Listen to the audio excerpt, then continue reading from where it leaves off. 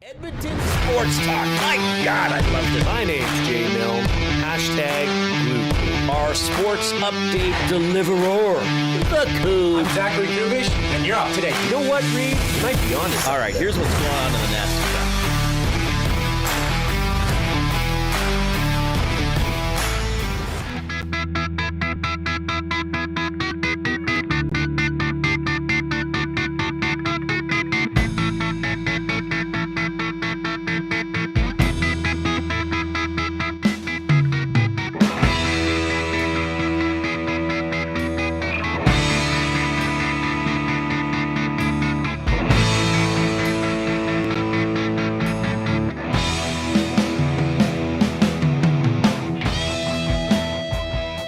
Happy Monday, Nasties. How are you doing? Your Edmonton Oilers up 2-1 in the best-of-7 Western Conference Final. Game 4 tomorrow at Rogers Place. Meanwhile, on the other side of the draw, the Florida Panthers can advance tonight with a home ice win over the Carolina Hurricanes. Now, news for the Edmonton Oilers today. Calvin Pickard was on the ice. He could very well back up Stuart Skinner tomorrow. Matthias Ekholm practicing with the Edmonton Oilers. Looks like he's close to being able to play. And Connor Brown already ruled out for tomorrow's game. Ekholm was asked how he's feeling. I mean, I can like to say I feel really good. Whether I think it's imminent, I think it's going to be soon at least. And whether it's tomorrow or the next game or whatever it is, I'm happy with my body. I'm happy the way I feel. And really excited about where the team's at and how they're playing. So, yeah, excitement. Head coach Chris Knobloch was asked if Ekholm will play tomorrow. Still undecided. He's, like I said, he's still day-to-day and will do what's best for our team and what's best for him. With Brown out and maybe Ekholm returning, Knobloch was asked about the possibility of going with 11 forwards and 7D tomorrow, and he said yes, that could be a possibility. Now, as for that Petrovic hit that knocked Connor Brown out of last night's game, and I guess for the moment out of the series because he's not playing tomorrow, Jim Matheson, Hockey Hall of Fame writer from Post Media, was asking some questions to Knobloch today. Connor Brown, is he out for tomorrow? Connor Brown is out tomorrow. How did you see the hit? Maybe possibly the same way you saw it. I thought it was a hard hit. Is that how you saw it? Hard would have been part of my answer, yes. And not clean is the second part? Those are your words, not mine. All right. I thought Knobloch handled that fairly well. Jason Milne is back after having Friday off. I'm Reid Wilkins, of course. This is Edmonton Sports Talk, your clear choice for Edmonton sports, presented by Play Alberta. What do you think of that? Because I'll just quickly say that earlier today, because I listened to the audio and cut it and put it into clips.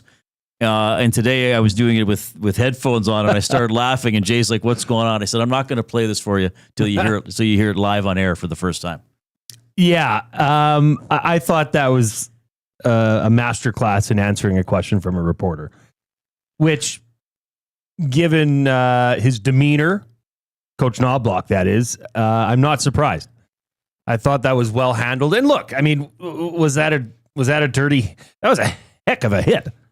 I mean, if you could get called for shouldering somebody, yeah. If there was a penalty in the penalty book called shouldering, that would be a 2-minute minor, right? I mean, but it was just timing, bang, bang. And I did notice that right away. And you can see this in somebody's eyes. As Connor Brown was going to the ice, there was not much in those eyes.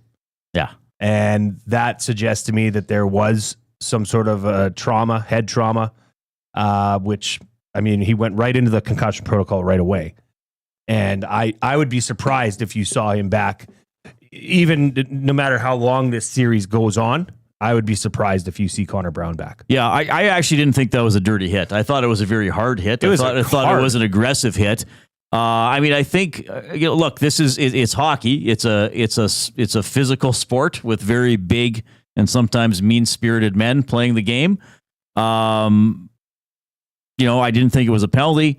Darnell Nurse has, for the time being, knocked Rupe Hintz out of the. He's sort of going to be day to day. I think Peter DeBoer said again today he'll probably take the warm up tomorrow and see where he's at. That was a 2-minute penalty. It was a slash that got Hintz in a bad spot, and he hasn't been able to play since. I mean, not every time a player gets shaken up is a penalty necessarily. It is just a reality of hockey.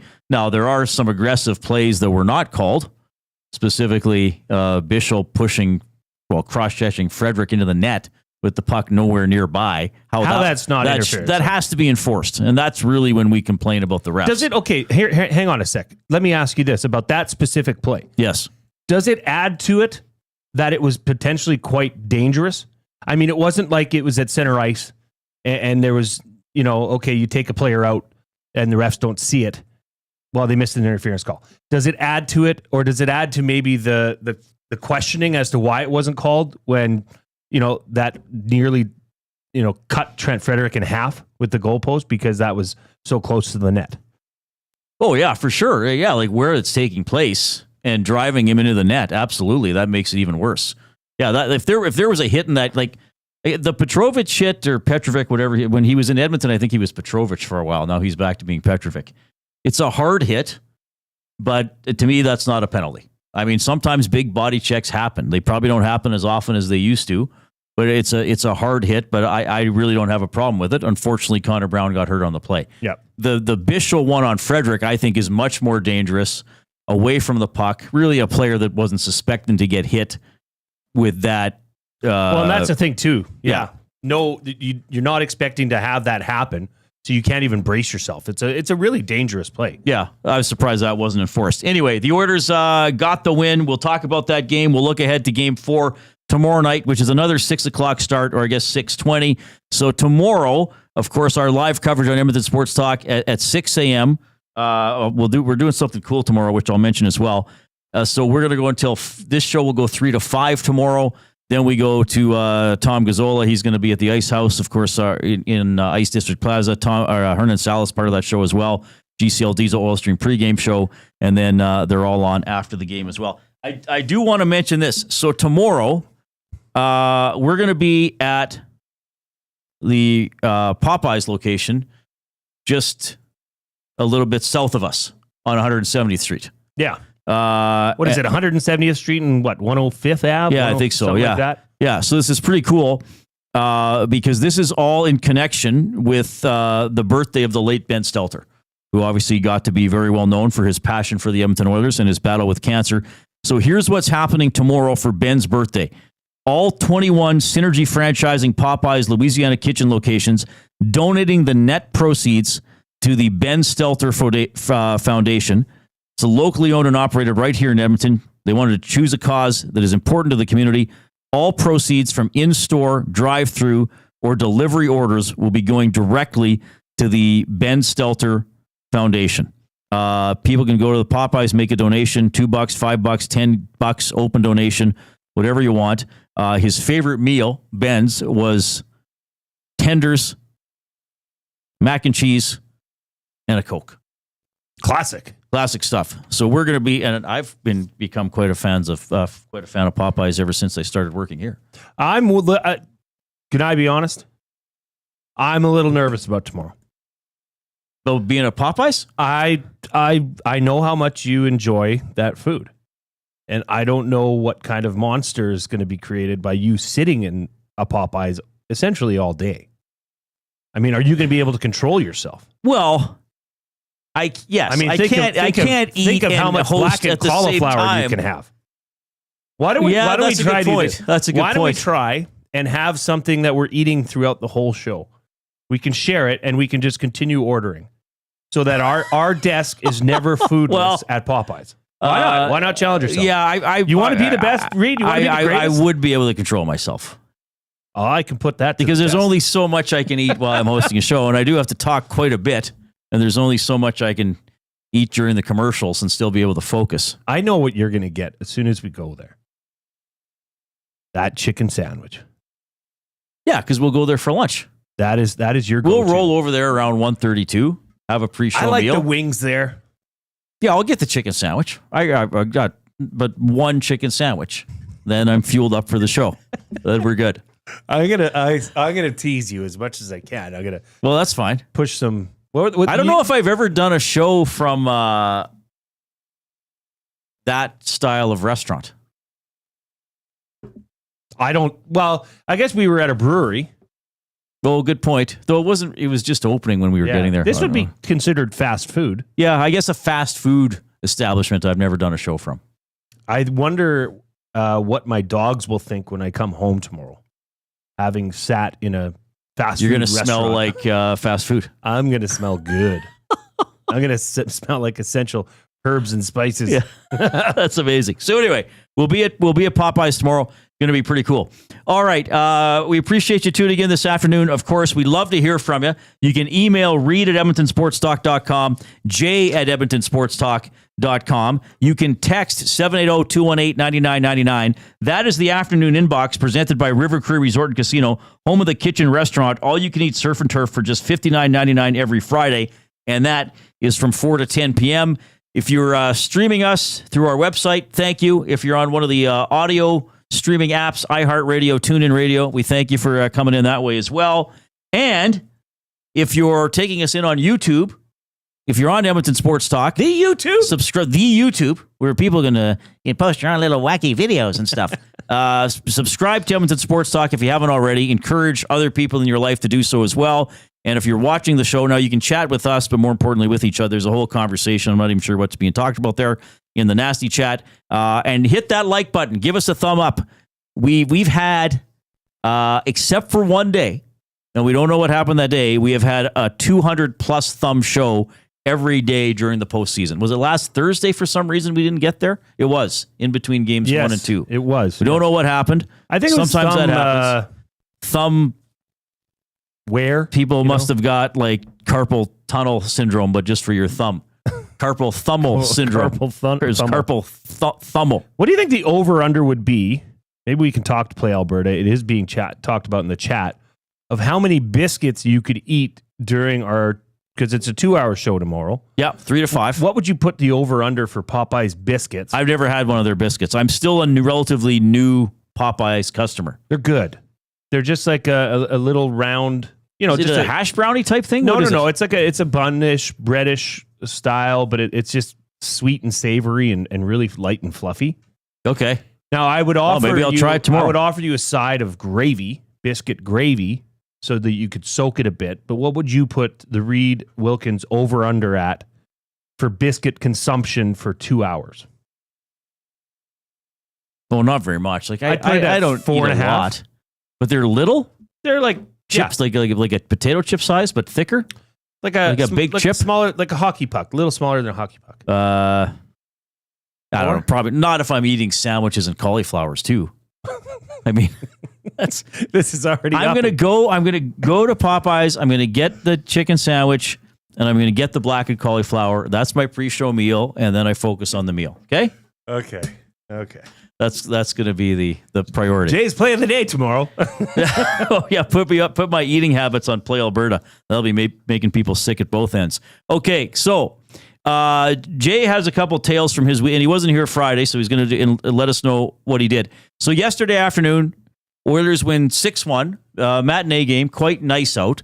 So what I do after the game is I go do the post game. In the dressing room and in the podium stuff in the Hall of Fame room. And then I cross the street and I go do my Reid's Read for Edmonton Garrison Memorial Golf and Curling Club with Tom Gazzola live from the Ice House for the home games. So yesterday I'm done. I don't know, when was I done? 5-ish, maybe a little, I can't remember, 5-ish. And I get out and I can't drive right now because of my eye. So I've been grabbing an Uber home. I don't live too far from downtown, but often I'm done at 11 midnight, so I'll grab an Uber, get home. So yesterday I get out and I'm like, wow, it's plus whatever it was. Beautiful. So I took a nice walk, about 25, 30 minutes, just walked home, took my suit jacket off, just held it over my arm, had my bag, took a nice walk home, got home around the point where I was getting a little uncomfortably sweaty. Yes. And walking in my dress shoes was getting a little bit uncomfortable, but it was a nice walk. It's a great time of year to walk. So our off-topic topic for William Huff, since 1952, William Huff has provided industry-leading advertising solutions for thousands of valued clients. Their unparalleled customer service, combined with decades of industry expertise and a desire to make every job the very best can be, is what they call the William Huff Advantage. Visit their website at williamhuff.com. Give them a shout, 780-454-4536. We want to hear about the best walk you've ever been on or your favorite spot to take a walk, or where you used to take a walk. So we'll leave this pretty open-ended, but some kind of a story about taking a walk. Maybe it's a spot in Edmonton you like to walk, or we know we have people listening from other communities. Maybe it's somewhere in your hometown or home area you like to walk, or somewhere you like to go out in a nature area. Maybe you were in London, England a few years ago and took a walk along the Thames. Yes. Or Thames, as some people. What do they call it? The Thames? Thames? Yeah. I don't Along even know the if river. they say the So- yes. The Thames. So, yeah, right. So somewhere where you had a nice walk, or somewhere where you like to walk. That's the off-topic topic. That's a great topic. I tend not to walk. Not a big walker.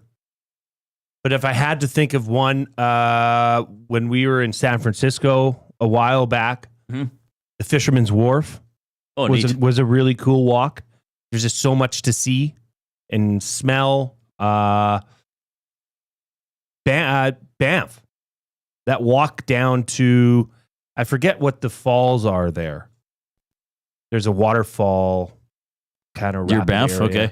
That's a really beautiful walk. Okay. Yeah, I like that walk. Yeah, I'm sure we'll get stuff like that, or we'd love to hear places in Edmonton where you like to take a walk, whatever you want to mention. When you told What? me, I just couldn't help but think of when you said you were walking home and it got a little sweaty, so you took the suit jacket off. I had the suit jacket off the entire time. It was too hot to wear the suit jacket the entire time. Somebody needs to do this, and somebody probably will, but I just couldn't help but think. You remember in Shawshank Redemption when Morgan Freeman's character Red gets out of prison and he's left like a map to find this little box, this shoe box. Their treasure or whatever, yeah. And he's like in the sweltering heat in his suit, and he's got his jacket under his arm. I just think of you as Red walking to, making your way home for 25 minutes. An ex-convict. You think of me as an ex-convict. Hey, ex-convict. He was released. He'd done his time. Pretty good. 780-218. Well, you didn't even say what your walk is. I mean, certainly that can't be your ideal walk. Well, we'll see. We'll see what it is. TBD, bro. TBD, bro. 780-218-9999 is the River Cree Resort and Casino inbox. Jay has a tale of woe from flag football. Oh, and we'll find out where he went on Friday. You're going to hear from Knobloch, from Pickard, from Ekholm, and a little bit from Evander Kane, as well as the Oilers had an optional practice today at Rogers Place in preparation for Game 4 tomorrow. Luke Gazdic is going to join us in about 20 minutes as well. Here comes Hawk and Coob.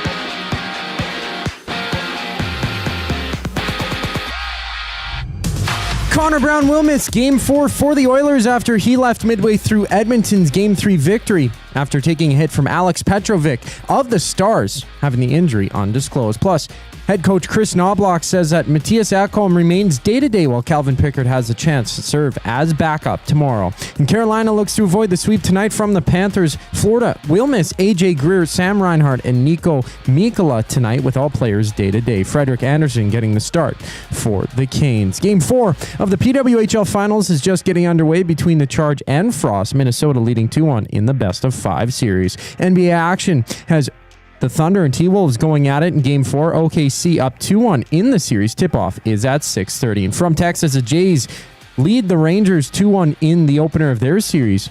In the bottom of the 5th inning, Texas has a runner on first and third base with one out left in the frame. Kevin Gausman on the mound for Toronto. This sports update is brought to you by Paramount Flooring, proudly serving Edmonton and area for over 30 years. Their West End showroom is open 7 days a week. You can also shop online at ParamountFlooring.ca.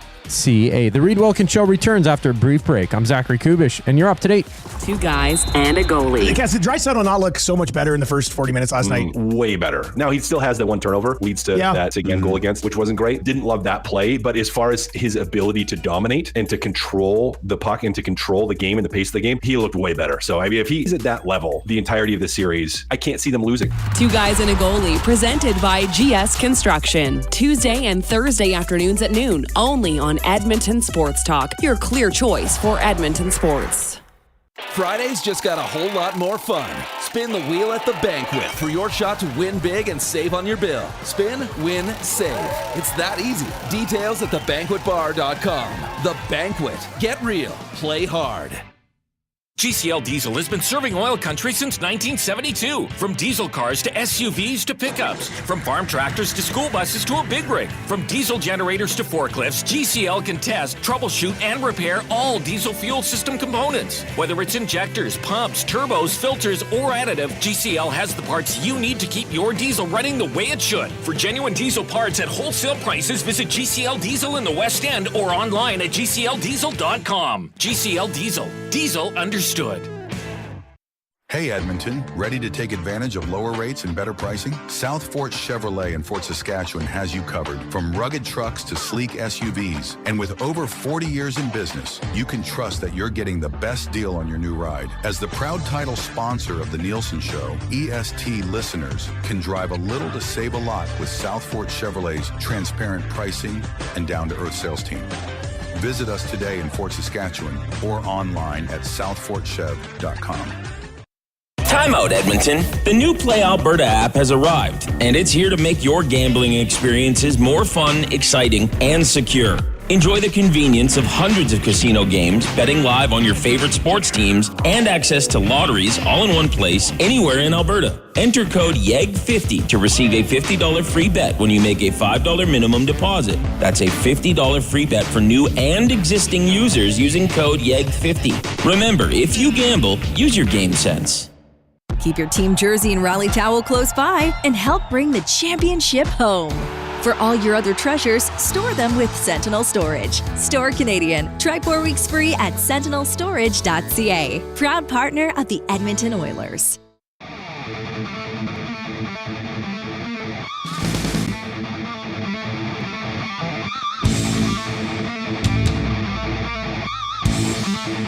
Yeah, we're getting fired up here.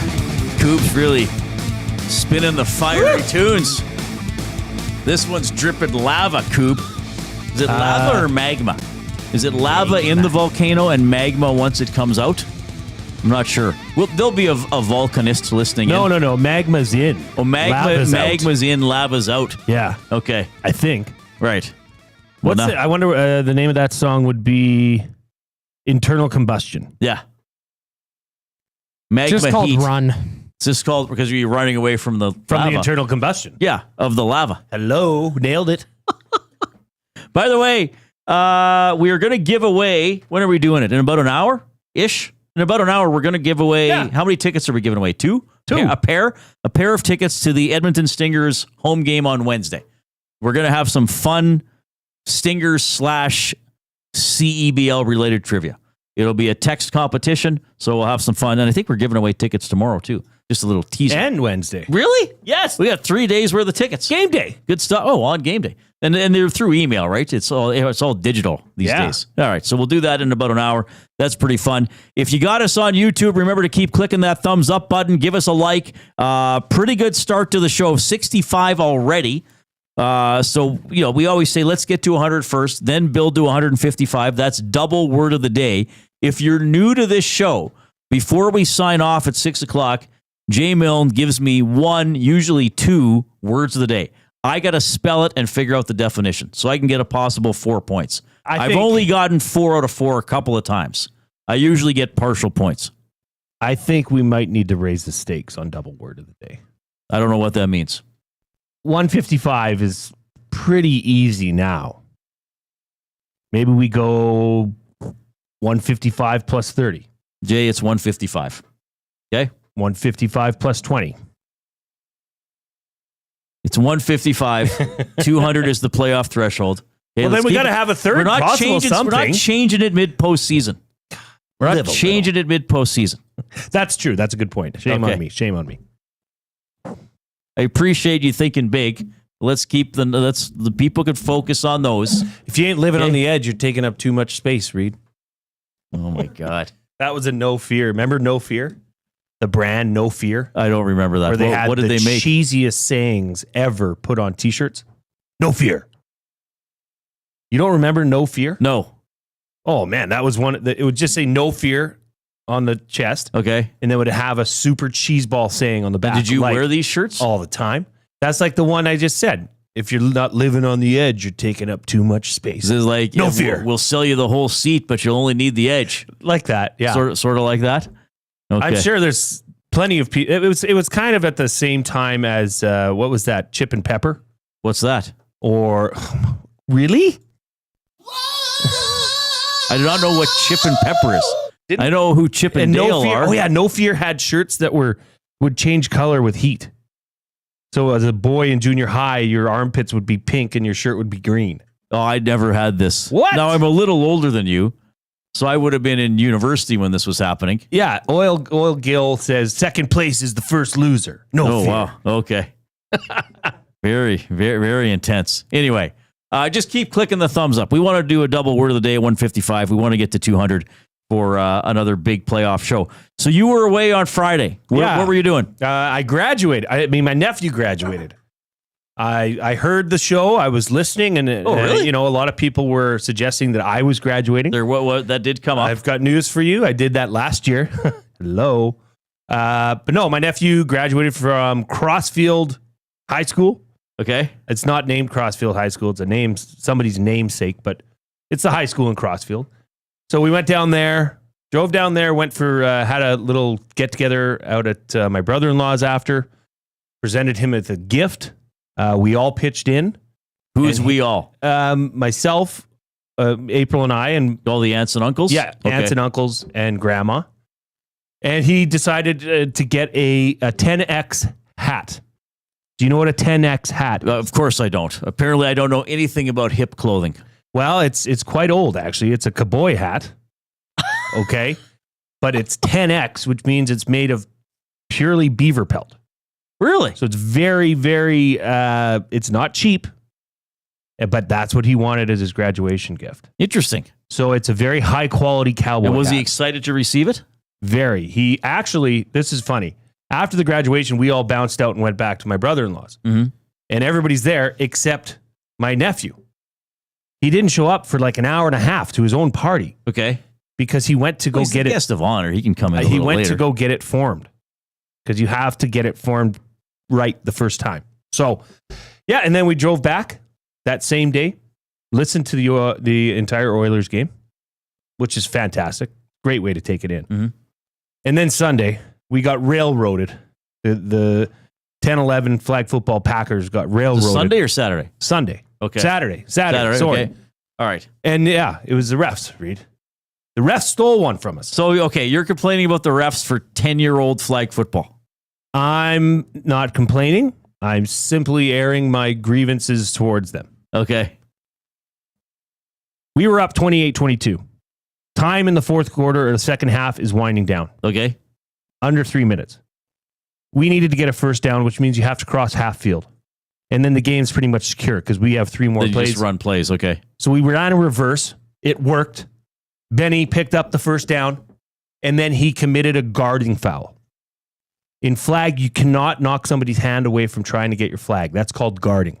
Oh, okay. But he committed it after he had already gained the first down line. Right. The refs threw the flag and said, turnover on downs. I says, pardon?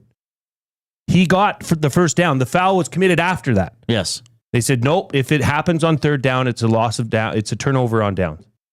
I said, that's not right. I have the rule book. And I literally have the rule book with me on the sidelines. Right. And they went and said, no. And, you're not going to stop a game to argue with a ref. Right. So they gave the other team the ball. Next play, long ball, long bomb, touchdown, game. They got the. So how should have this penalty been enforced? You would have first down, but 5 yards down back at the spot of the guard. Yeah, that would have been then a 5-yard penalty back. Okay. So we would have, we should have run out the clock. I mean, did our defense let? What do you get? 4 downs to get half the field? 3. Oh, just 3. Yeah. It was bad. Can I ask the age and/or experience of they're all new to the game. I mean, flag football's only been in Sherwood Park for 2 years, so there's no seasoned refs. Okay. But they're all, high school kids. So you can't tee off on them anyways. Right. Not like you should tee so I'm off glad on you any did ref. have a limit to your there's no sense arguing protesting. it. Yeah, but I did. You did double check the rule after you were right. Yes, I did double check with the president of the league, and I said, "Hey, this came up in the game," and it wasn't just say, hey, "We deserve that win." It was to say, "Hey, maybe mention this to them because it's going to come up again." Right. And she said to me, "Yeah, you're absolutely correct. That should have been a first down." So Packers should be 500 right now. And instead, you're 1-3. 1-3. How many games left? 4. So you're at the halfway point of your season. Yeah. To get a rally. All of our losses have been by 1 score or less. Well, aren't they We're all like the one-score opposite of games the at this Kansas level? City Chiefs. No, there's blowouts too. Oh, there are? We play a tough game, Reid. The kids are tough. Well, I'm sorry that happened. That's okay. This is great. We had, now I got to find it. Somebody from the States listening in. Where did they say they were in Memphis? We got so many messages in there. I can't find it. But yeah, a lot of people from around oil country. I always say this when we talk about oil country, that is not just Edmonton. Oil country is wherever you are as an Oilers fan. So people checking in, we've had people from various parts of Canada, the United States check in. We get people from overseas. We're glad you're coming to us for your Oilers coverage because we completely got you covered. We have the off-topic topic is the best walk you've ever been on, or place where you've walked. Jasmine, our own Jasmine here from EST. Best walk is Pitt Meadows, BC. On the dikes, it's easy and a 360 view of all the beauty, including Mount Baker. Oh, that's pretty cool. There's been a lot coming in the River Cree Resort and Casino. Big Uke, best walk ever was on Phillip Island in Australia, walking near the beach, near the little penguin homes, watching them come in from the ocean after hunting for food. Cutest things I've ever seen in person. Oh, that's cool. Bronco Nick says Policeman's Creek Boardwalk in Canmore is always great. Riverdale in Edmonton is always nice. Paco says bar hopping in Tokyo, best place in the world just to walk around and look at stuff. Oh, really? That'd be interesting. I would like to go. Oh, maybe we'll do a show from there someday. Sure. Just need to find a sponsor. Yeah, we'll get one. We'll get one. Apparently, No Fear shirts are coming back too. So maybe I'll got to find Reid a No Fear shirt. And a correction, construction or Good Time Charlie said the color change shirts were Hypercolor. That's right. Not No Fear? There was a brand of shirts called Hypercolor. Then they would change color with your body temperature. Yeah, it was a terrible idea for anybody in junior high. like, oh gosh. Hey, Jessica, I think Jay has a crush on you. How can you tell? His shirt's red. Somebody said, Coach C says you can't show them the rule book while on the sideline. They could give you a penalty for even. Did you actually do that? I pulled it out. Yes. They didn't give. They could have given you an additional penalty for that. Allegedly? I don't know. I didn't read that in the rule book. Supposedly. Why would you give a penalty for showing them? Well, it could delay the game. Could be like you're trying to embarrass them. I said it's in the rule book, and I didn't go on with it. You just held the rule book up in the air, like you were in a court of law. Yeah. Like, said I have the proof. I'd like to submit an evidence. Jay Milne's diary. Oh yeah. What was a good play? Was the Pembina a nice walk, Reid? Where we are down by Pembina Provincial Park was nice, but I don't know. I can't remember what trails there were around there, or if I ever did anything. We used to go like just walking in the woods on our old. So where I grew up, north of Evansburg, was a quarter section, but it was never cleared for farming because most of it was peat moss. So the large majority of our quarter section was peat. So where our yard was kind of not. But then we had sort of trails out into the woods, and you'd see some neat stuff out there. Like sometimes you'd be walking, like obviously a moose or a bear must have slept there, because you could see there was something down the ground. We'd go pick blueberries and stuff like that. That was always fun. And the dogs would. Well, I think the dogs would go there on their own, but then you could tell. Oh yeah, this dog, that's his pee spot. 200 yards out into the bush, marking their territory. That's probably where he's going in the morning. So yeah. I've seen a lot of your photo collections. You're quite an avid photographer from Evansburg. From the Evansburg area. One day you'll have to share those with our listeners. Jay and I, of course, are coming to you from the Banquet Studio. Mondays at the Banquet, bowl for just $2 all day. Grab your friends, have fun, and start your week right. Get real, play hard. The Banquet. Okay, here's what we're going to do. At 4 o'clock, we got the Oil Understood for GCL Diesel. So we'll get to some comments from Ekholm and Knobloch and Calvin Pickard as the Oilers are set to take on the Dallas Stars tomorrow. Luke Gazdic scheduled to join us in about 4 or 5 minutes. But first, our buddy the Coob with the sports update.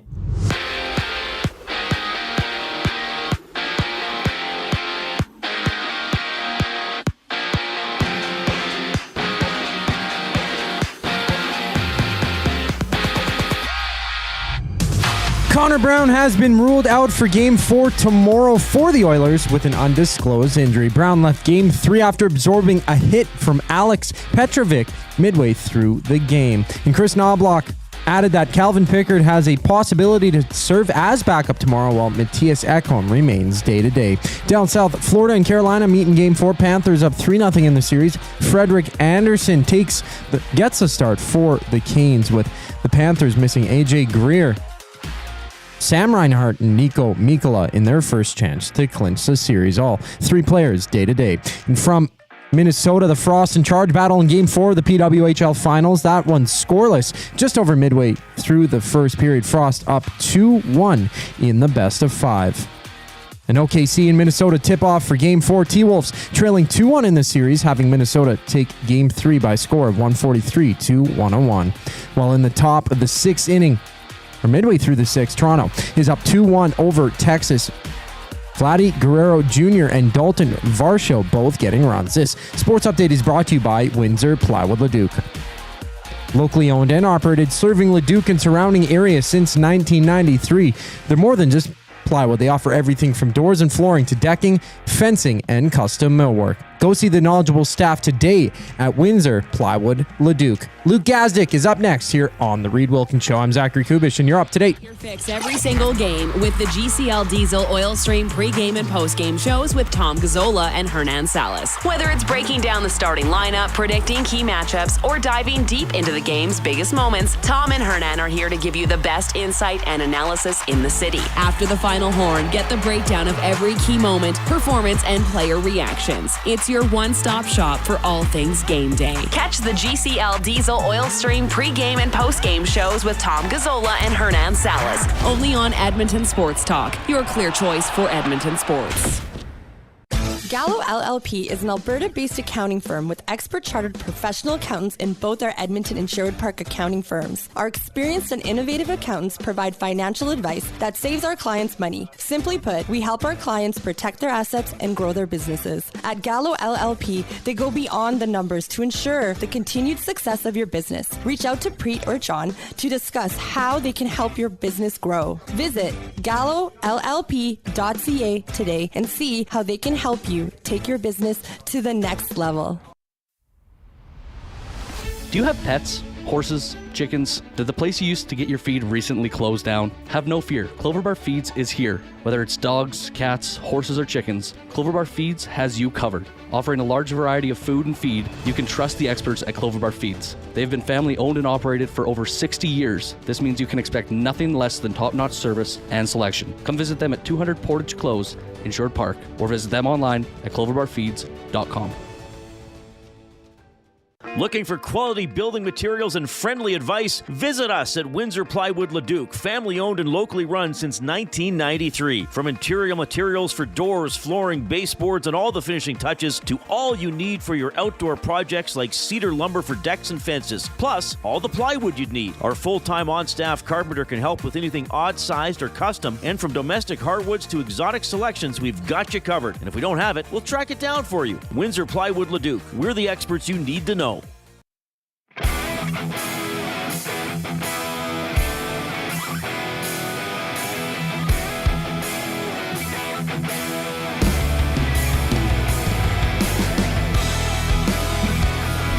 Howdy-ho, everybody. Hope you're having a great Monday afternoon. Oilers practice today. They will take on the Dallas Stars tomorrow at Rogers Place. We will have our GCL Diesel Oil Stream pregame show at 5 tomorrow. Tom Gazzola will be live at the Ice House in Ice District. EST's other programming from 6 a.m. to 5 p.m. will be live at the Popeyes on 170th Street in support of the Ben Stelter Foundation. So that is pretty cool. Remember, if you're taking us in on YouTube, smash that like button. We need 7 more for 100.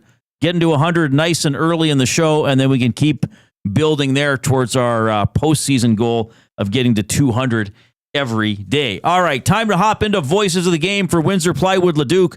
Locally owned and operated since 1993. We're more than just plywood. We offer everything from doors and flooring to decking, fencing, and custom millwork. With a huge selection of hardwoods and knowledgeable staff, we're here for all your DIY needs. Windsor Plywood Leduc, the experts you need to know. All right, so I already saw some questions in the Nasty chat. Is this person going to be in studio? Well, we tried. He's busy, but he is in Edmonton and he is checking in. But he has responsibilities with his employer. But it is, of course, Luke Gazdic to talk the Western Final and who knows what else. How's it going, buddy? Good. I tried to. This day just got too busy. I was at the rink all morning. I got just places to be. I thought I'd have a little more downtime than I do. So I apologize. I'm not with you right now, but good to be talking to you boys. No, well, we're happy to have you. I mean, I had to ask in case it would work out that we would have sent Matthew Iwanek or one of our colleagues to pick you up. That's what we were just been like, hey, go chauffeur Luke Gazdic around. All right. I would have picked you up, Luke. I would have picked you up. Jay could have been part of the show. In a heartbeat. You're a member of the Glue Crew, for goodness sake. We know that you speak very highly of your time with the Oilers and living in Edmonton. So, like, when you get to come back, like, do you have time to do? Like, I don't know if you had time to make any like friends here that you might stay in touch with. I know Hockey Life Visiting, or if there's a place or a neighborhood you like to visit. Like, what's it like being back in Edmonton for you? Honestly, it's a blast to come back every time I get to. I will say, so the last time I was back with Stanley Cup Final, it's way less chaotic than the Cup Final last year, which is nice. Like, where I'm staying downtown, but it's nice to be able to just get out and walk around. The weather is phenomenal. I don't know where this came from, but it's beautiful, man. Getting stopped on the street every now and then. Oiler fans are always great, saying hi. Got to check out, downtown. I loved when I first got picked up here on waivers. I lived at the Westin Hotel downtown, and I ate at Sorrentino's across the way about every other night for a couple months. So a couple of us went there last night. So I'll give Sorrentino's downtown a little shout out. We had some nice Italian food there last night. All right. So what do people say to you now when they see you on the street? Because now you're more than just an ex-player. You're in everybody's homes a lot, talking about their favorite team as a broadcaster. And they did throw you up on the big screen yesterday, which, quite frankly, I don't know if you were expecting that. But what do people say to you now? So you know what? They'd asked me before the game, like, are you cool if we throw you up as, like, welcome back alumni kind of thing? And I'm like, yeah, sure. They're like, just give you a little wave or whatever. I'm like, okay, cool. And I completely forgot about it. And I turned around and Amber's tapping me, and I look up and I'm on the Jumbotron. So I just started shadow boxing. I was all pumped up. I was like fired up, getting the crowd going. So, No, that was cool. I didn't exactly expect it. The fans are so cool on the street. Like, now that I'm part of this, it's obviously different conversations, but like, everyone is like polite and friendly. Like I said, like, there's not too many bad interactions. It's usually just a stop quick photo or answering a couple questions about the game. It's a nice short walk to and from here. And you know what I will say, unlike Toronto, for example, where I live, the amount of people that wear jerseys here shocks me every time. Every time I come back here, every single fan has a jersey on, especially on game day, which is always cool. Well, which leads me to my next question, and it's about that experience at Rogers Place. I mean, look, I only see games in Edmonton, and I'm usually not much for everything else that goes on. I realize it's for the fans, but I love what the Oilers do in the playoffs. I love how Welcome to the Jungle and the video presentation leads into Enter Sandman and then coming out on the ice. I'm not just doing this to tee off on this market, but it's just the context for what I have. When the Leafs were here in the regular season, a Toronto writer sat next to me and he said, I love coming through Western Canada because the fans get into it. And he goes, Toronto can be such a quiet building.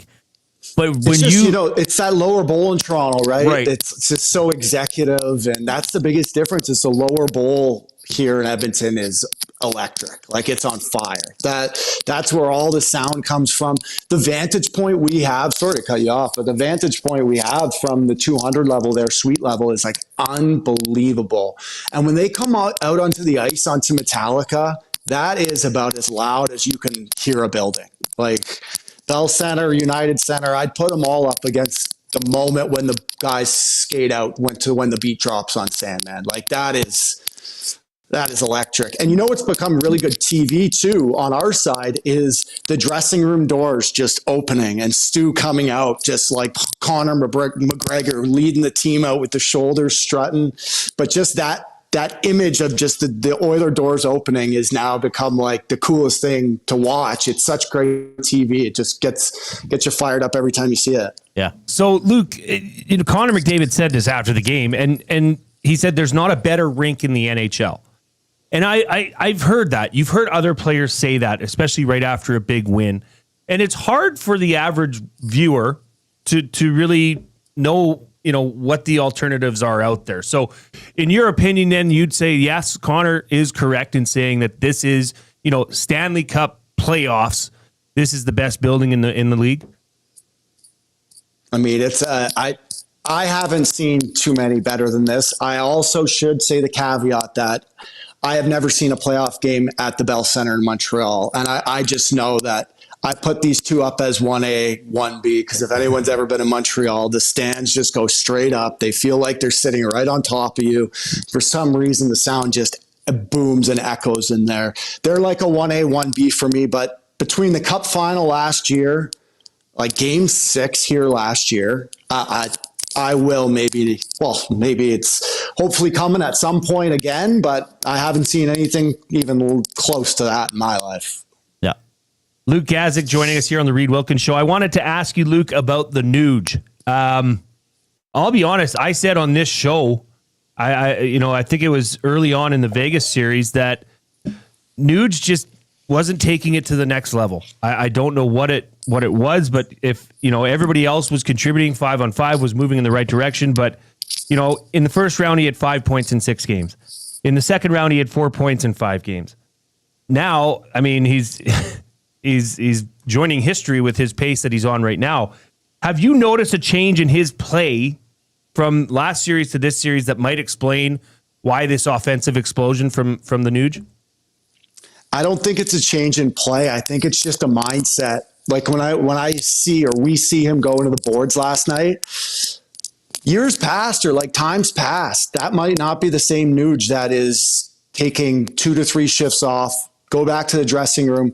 Well, who knows what happens back there? A little crack and a little adjustment, and he comes back to send Hyman on a stretch pass just shifts later after that. Like that's a mindset to me. I'm going to choose my words carefully here. When you get hurt, when things hurt in the playoffs, you can battle through them, right? Or some people's pain thresholds maybe aren't as strong as others. It sucks, man. Like he's probably hurting bad and decides to come back in that game. That's a mindset for me. That sets an example to your teammates, to your guys. I pitched him to my producer for the show tomorrow night just because they said, still haven't got the chance to talk to him yet. First of all, this guy, I don't know where he is, Reid. He's hiding. Like the availabilities, he's so sneaky. Every time I go in there, I poke my head and I say, "Where's Nuggy? I haven't seen him yet. Still haven't found him." But I said, here's a guy, plays PP1, kills every penalty, takes big face-offs. He's now playing left wing on the first line. He'll play center for you if you want. Plays tons of minutes against all the top opposing guys. And he's now got 22 goals and 77 points in 88 career playoff games. If that's not the silent assassin, Ryan Nugent-Hopkins, that's unbelievable. And I think for people that know kind of who he is and what he's about too, couldn't be happening to a better guy, because I know how much the guys in that dressing room look up to him and the example he sets. Quiet, carry a big stick kind of guy. And I just think he's done a great job for this hockey team. All right, Luke Gazdic joining this afternoon on the Reid Wilkins Show with Jay Milne. Obviously very physical in the playoffs. Hyman's hitting everything. There was that great mic'd up moment we got with Harley from a couple games ago where he says he hits him and it's going to be blank and like that all series or whatever he says. And then yesterday, late in the game, Harley takes an unsportsmanlike penalty for, giving a mild body check to Hyman after the whistle. I mean, where he probably knew he was going to. I think Ben went in there and did something first, and then Harley went in there and did it as well. And the ref was like, okay, you're going to the box. Is that just something, I think it was still 5-1 at that point. Is that just a player being blown out, doing something out of frustration? Or is that a bigger thing in your mind that's a public display that the Oilers' physicality has gotten to Harley and maybe other players on that team as well? I choose the latter all day. I think as soon as that happened, I turned to Dave and I had to make sure I turned the mic down. And I just went dumb. First of all, if you're going to get him, get him. Don't be taking a 2-minute minor. If you're going to take a shot and you're down 5-1, take a shot. Okay. That's none of this half measure stuff. Between that and when Rantanen got frustrated when Kapanen high sticked him, that is two moments where you see guys who don't generally have, very vocal or even, any reaction at all, have reactions like frustrations to plays that just happened or have been happening. That's just a sense of, frustrations boiling over for them, for both players. Like Harley's so soft-spoken and rarely you see him get out of his comfort zone like that. When Zach Hyman's hitting you 9 times a game, it's got to be. And this isn't just Zach after 3 games here. This is, I mentioned on TV yesterday, that's 7 games of Colorado and that's 6 games of the Winnipeg Jets too. They've really been hit a lot. The one stat I threw out before the game was, I think 654. So add 47 to that last game, 700 times. Number one in the NHL playoffs, 700 times they've been hit. Divide that by 20 players. These guys are getting just crushed every time they make a play.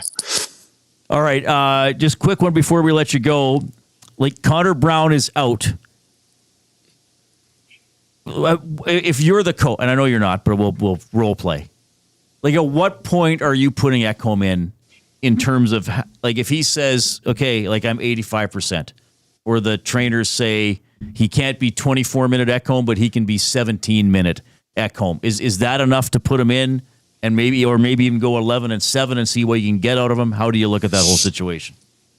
I think that's enough to put him in. I think it's almost 100% that they go 11-7 when he first comes back, just like Heiskanen did in the Winnipeg series, how they kind of eased him back in there. If you get into a situation where you put him in with 6 and someone gets hurt, and you got to depend on him for 35, 40 minutes, and maybe if it's a double overtime game, it's just too much of a burden to have to play that way. I think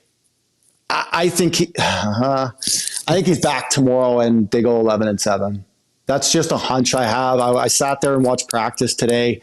It didn't sound like it didn't sound like KK is giving it too much of a chance. I watched practice today and I watched him skate in Dallas. He's right there. This is a thing to me where I think it's so close that it's either the player or the coach just kind of saying, hey, I'm ready. Let's do this thing. I also don't think they don't have their backs up against the wall. Don't take this the wrong way, but I don't want to say they don't need him. That's not what I'm saying. They don't need him, but they're not forced. They're not having to be forced to put him into a game 7 or they're down 3-1 in this series going back to Dallas, whatever it may be. So, in my opinion, he looks ready to go. So I would think that there's maybe a chance we see him tomorrow. Okay. Luke, I know you got to get going with some other stuff. People who will see you on the screen tomorrow. And, one way or another, you're coming back to Edmonton, right? Because it's either game 6 or they're in the Cup final. Well said. So still a chance to get you right here between Jay and I. You're saying there's a chance. To send the EST chauffeur, Matthew Owanek, to bring you here. Hey, thanks, buddy. Love having you. Have a great day here. Sounds good, boys. Have a good one. Luke Gazdic, former Oiler, now with Sportsnet, checking in. Yeah, I wonder too if they decide to go with 11-7 and get Ekholm back in. I mean, the other option is to bring Arvidsson back in as well. But I mean, this way you can still inject a player of Ekholm's caliber and not mess with your top lines or line shuffle, which, I mean, they were already doing that last game and moving McDavid and Draisaitl around. So I think that makes the most sense. It's almost, I mean, Connor Brown being injured is not good. No. But it sure helps make this decision for the Oilers, right? Where you're down a forward anyways, add in the 7th defenseman, take the pressure off the legs of Ekholm, who might not be up to game speed, probably not, and don't put so much pressure on him. I think that would be, if it is, and Reid, what, can you imagine, let's say 3 months ago, if you and I were having a conversation and the Oilers are in the conference final, Ekholm's maybe ready, he's somewhere close. Yeah.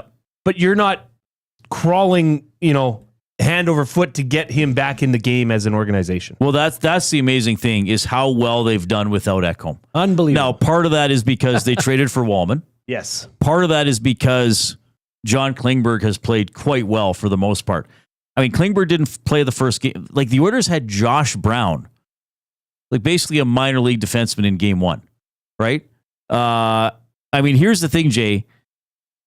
The day before the playoffs started, if you would have come to me and said, hey, Reid, the Oilers are going to make the Western Conference final and John Klingberg won't play a single game, I would have said, yeah, that makes sense. Right. Instead, he's played quite well. So you acquired Wallman, like a lot of Oilers, probably not great in the first 2 games of the postseason, then quite strong. Klingberg, quite strong. And then our buddy Troy Stetcher, talk about the guy who just won't go away. I mean, you like guys who have a motor. Oh, yeah. He's all motor. All motor. That's how he has to be. Yes, and he understands that. Yeah, he's not going to beat you with his size. Well, it's the old Matt Hendricks line. He realized he's a few bad shifts away from spending the rest of his career in the American Hockey League. Yeah. Stetcher's probably a little bit of that mindset. So, well, if you add Ekholm and then maybe have 70 or at some point have to scratch Stetcher, that's pretty nice luxury to have at this point. And Bouchard is playing exceptional. Well, he looks like a different player, quite frankly. Playoff Bouchards is a thing. Yeah.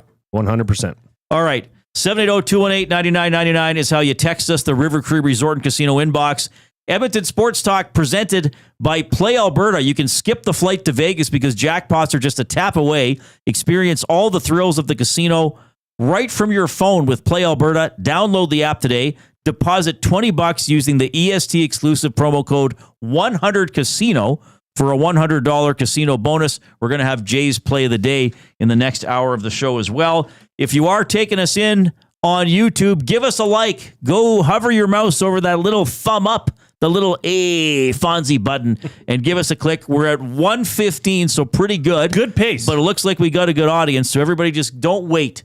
That's what we say. Don't be a pleasure delayer. You don't need to score all your goals in the third period. Let's score some early. Yeah. Especially give us those thumbs. Oh, you know what I haven't done? Some people some people are sitting there at their desks or on their phones, tapping their toe, with their arms crossed. Yep. Oh yeah, Reid, I'll click. You give me the goods. You know what you need. Click, click, click. Must you click? Please, please click. Must you click? You must click. Thumb, thumb, thumb. All right. I just saw Nick in the nest. Anyone see the Elks post? If that's involving Dwayne Mandrusiak, we will have some stuff on that a little bit later on in the show. The Oil Understood for GCL Diesel coming up. Here's the 4:00 break. The Lock Shop. As a guy who just watched the Stars play in a series, Huss, what have you thought of them against Edmonton so far? Listen, I think they've been off a little bit, but I think a lot of it is credit to what the Oilers are doing. It's so wild talking about this team right now and thinking about the way the playoffs started. Yeah. With those first 2 games against the Kings where they didn't look like they could beat or stop anybody. And now you're going up against one of the truly elite teams in the league. Pretty darn impressive. The Lock Shop, weekday mornings at 11, only on Edmonton Sports Talk, your clear choice for Edmonton sports. If you aren't wearing a Connect belt, what are you waiting for? A one-size-fits-all belt with a smooth, hole-free track system makes it adjustable for the perfect fit. With fully customizable options, you can choose your belt color, material, and buckle to suit your style. 100% Canadian-owned and operated, Connect belts are designed for work, everyday wear, and even a round of golf. Check out the large selection of men's and women's styles at www.knktbelts.com. Connect belts, the perfect fit every time. Experience the iconic music of Dire Straits with DSL, Dire Straits Legacy, June 12th in the venue at River Cree Resort and Casino. Featuring original members and musicians who recorded, performed, and toured the globe with Dire Straits. Alan Clark, Dire Straits' first keyboardist, plus Phil Palmer, Danny Cummings, and Mel Collins. This incredible show includes all the hits, Money for Nothing, Sultans of Swing, Walk of Life, and more. Tickets at rivercreeresort.com. River Cree Resort and Casino. Excitement. Bet on it. You've heard the name, but what does it mean? For over 66 years, William Huff Advertising has supplied signage from screen printing to digital to LED with design, production, and install in-house. It's a one-stop shop for all your signage needs. Edmonton owned and operated, William Huff has been trusted by the biggest companies and teams in the City of Champions and many others across the country to do the job. If you're looking for a way to get the word out about your company or event, they are the answer. Go to www.williamhuff.com. Their results speak for themselves.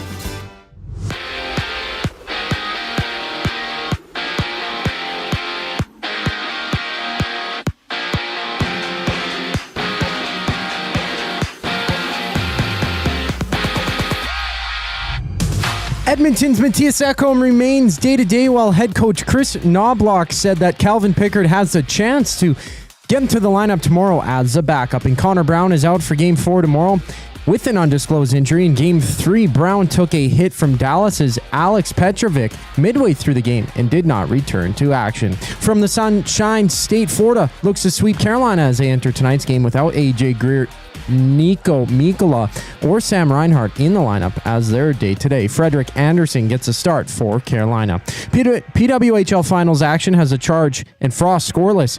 Entering the second period, Minnesota with the chance to clinch the Walter Cup with a win tonight. In the top of the eighth inning, Toronto leads Texas 2-1 in their series opener. Vladimir Guerrero Jr. and Dalton Varsho both having runs. Anthony Santander at bat right now for the Jays with a runner on first and second. Two other games are live, including the Royals down 6-0 to the Reds in the bottom of the seventh inning, while on the court, Minnesota and OKC have Game 4 of their series. The Thunder up by 2-1 in that series, with Minnesota winning Game 3 by more than 40 points. I'm Zachary Kubish. That was your sports update. The second hour of the Reid Wilkins Show starts right now.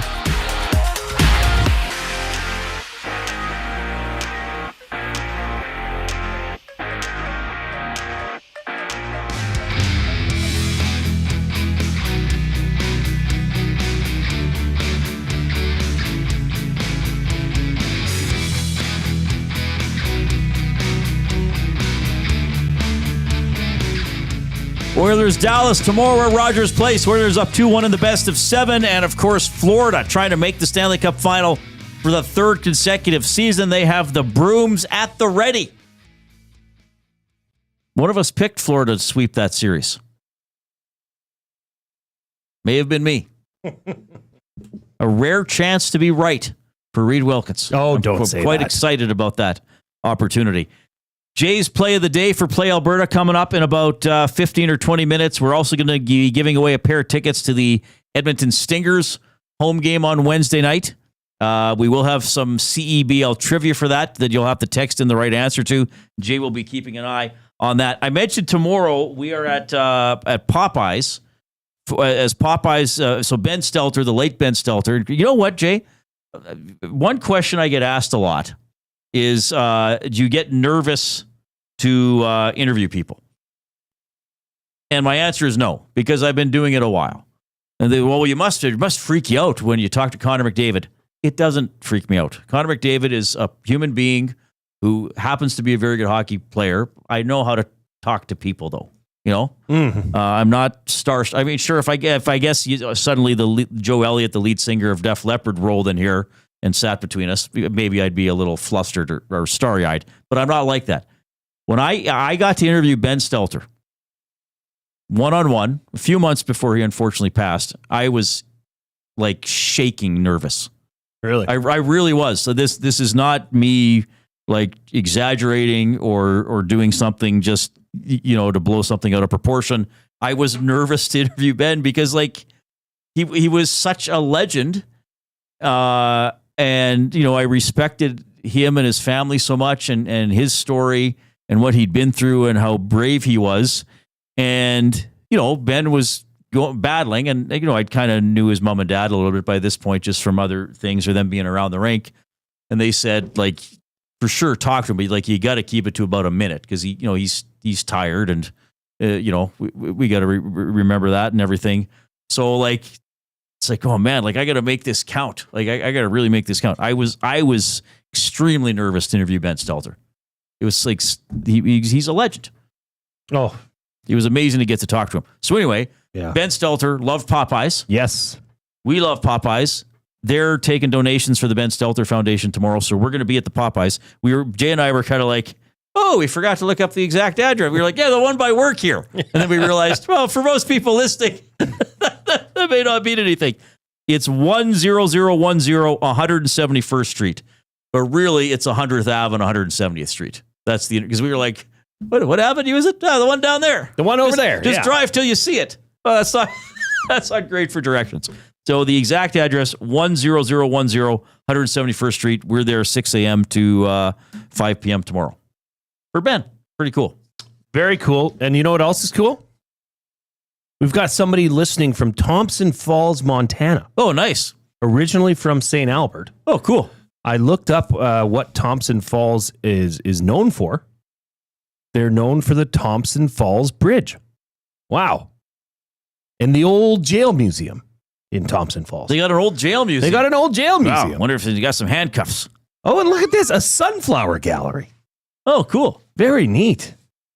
So you can go to the jail and then go lift your spirits at the sunflower gallery. Of course. Just what you need. That's cool. No, it's great to have people tuning in. And if you are first of all, if you're on one of the audio streams, we love you. And you can make this, what do? You favorite the station or make it a preference there as well. But YouTube has the additional feature of liking every single show. We're 20 away from double word of the day territory. So let's get to 155 and then we'll keep building towards a 200 thumb show in the playoffs. Really appreciate you tuning in. We just love it here at Edmonton Sports Talk. There's such a great energy here. And, we're talking about the orders. We're talking about, like, we had Cody Fajardo on the show a few days ago. Alexis Kubicki, the champion boxer, won her 4th belt on Friday. She came by just to show us the belt. It was heavy. Get some pictures with us. So that's pretty cool. We're all over everything. We're having a blast. And we're glad to have you along with us. And again, share the show, share the station with other people. You can click share. You can click Claire. Claire!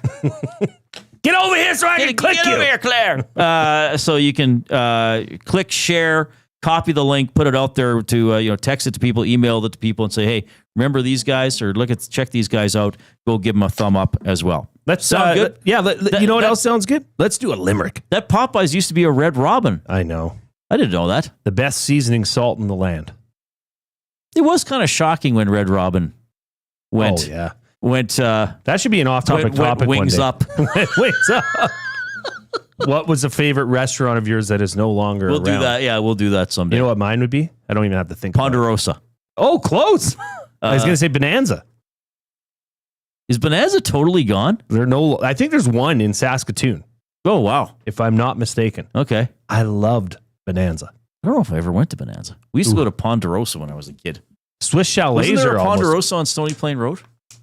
They were green with that roof. Swiss Chalet is good, but it's still around. Oh, it's still around Love for me sure. Some Swiss Chalet as well. All right, sorry, you have a limerick. I do, from Jeff and YYZ. Happy Monday, gentlemen. He says, Sunday afternoon, Oilers did play. Skinner brilliant in the matinee. Hyman hits totaled 10. Nuge assisting again. Game 4 victory. Time to make hay. Absolutely.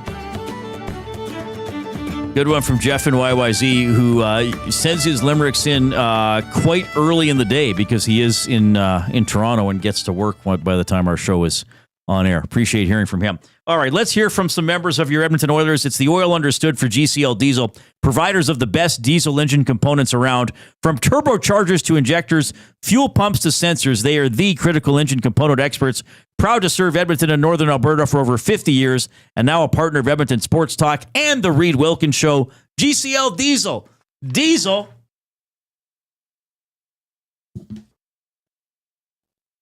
Understood. Okay. Where do we want to start here, Jay? Let's go to Matthias Ekholm, who says, I of course I'm not in the lineup, but man, oh man, this defense is playing great. And you look at Stetcher right now, he's playing unbelievable. John and all these guys have come in and they play really well. Stu obviously plays well too, so we'll add that extra pressure obviously, but at the same time, I mean, I knew that my injury wasn't going to be second round at all. I knew at the very, very, very earliest it was third round, and if you're in the third round, your team's not playing bad. There's nobody that's a passenger at that point, so that's nothing that is surprising to me. I'm more happy that the D-Corps has played really well and have been throughout the whole playoffs. And when and if it's not my decision at the end of the day, it's obviously the coach and the management. But if I do come in, it's just a matter of keeping it simple and trying to fit in. I mean, I've played with these guys for a bit, so I do not worry too much about that. But guys have been playing great, and I'm really happy to see how D-Corps has handled everything so far. All right, and Ekholm was also asked about what he's seeing in terms of why the team is doing well again, and also was asked a bit about comparing last year's team to this year's team. And he kind of said, well, it's a little different experience. Last year I was on the ice. This year I'm up in the press box. And he goes, I always see the right play to make now. It's a little different when you're on the ice and got people barreling down on you. But he did share some observations from what he's seeing from the press box. I think that we are comfortable in our D zone and have an understanding that there could be a period, it could be 20 minutes, could be 40 minutes of a game where we just have to defend. We just got to not let in 3 goals per se. We just got to try to keep it at bay, or maybe let in 1, because we know we will get our chances. And I think that the patience of our game has really been there, and it's been a factor in a lot of these games where we're helping out Stu when he needs it or picks, and then when we have time to take it to them, we really pounce on our opportunities and they're down. So I think there's been a really nice balance, so to speak, between offense and defense. Okay, let me ask you this, Jay, because he said that the Oilers are comfortable in the D zone. And Knobloch said in his availability today that he's always believed that the best defense is a good offense, which is true in a sport like hockey. Keep it in the other team's end. Football, have time of possession, all that kind of stuff we talk about. But it's impossible for the other team to never have the puck. And yesterday, let's face it, the Dallas Stars territorially and on the shot clock and in terms of grade A chances dominated the second period. Yes. As much as they have in this series, and maybe as much as any team has done to the Oilers, in a while, in terms of a period where Edmonton didn't have the puck, wasn't getting to loose pucks, blew it on a 4-minute power play, like we're just atrocious. Dallas was better. But in terms of the puck being in Edmonton's end quite a bit, I thought Joaquin Gage on the GCL Diesel Oil Stream post-game show made an interesting comment yesterday. He said the Oilers are comfortable being uncomfortable. Like, does that compute with you? Yes. How would you explain that? That means they're not panicking. That's what it means to me. Is that, yes, they're in a tough situation. Yes, you can feel the momentum shifts happening. But it's still being able to have that mindset of just staying in your lane. Do your job. Don't try and do too much. Even though the situation might say, ooh, I got to fix everything. Right. Don't. Just do what you're doing. Stay in your lane, and it'll resolve itself. But yeah, I think that's a great point, is that they don't have that the sky is falling panic mode that quite frankly, Oilers fans have seen. Right. Well, and what did he say? Like, we didn't give up. You don't want to give up 3. You might give up 1. Don't give up 3 in 6 minutes, which did happen in the first game, though they were all in the PK. But even yesterday, the Oilers, now they got a break on the Kulak puck over the glass, but then when they scored, it was 2 quick goals. So it wasn't like Dallas just gave up 1. Dallas gives up 2. I will say this about the second period yesterday. It was harrowing at times.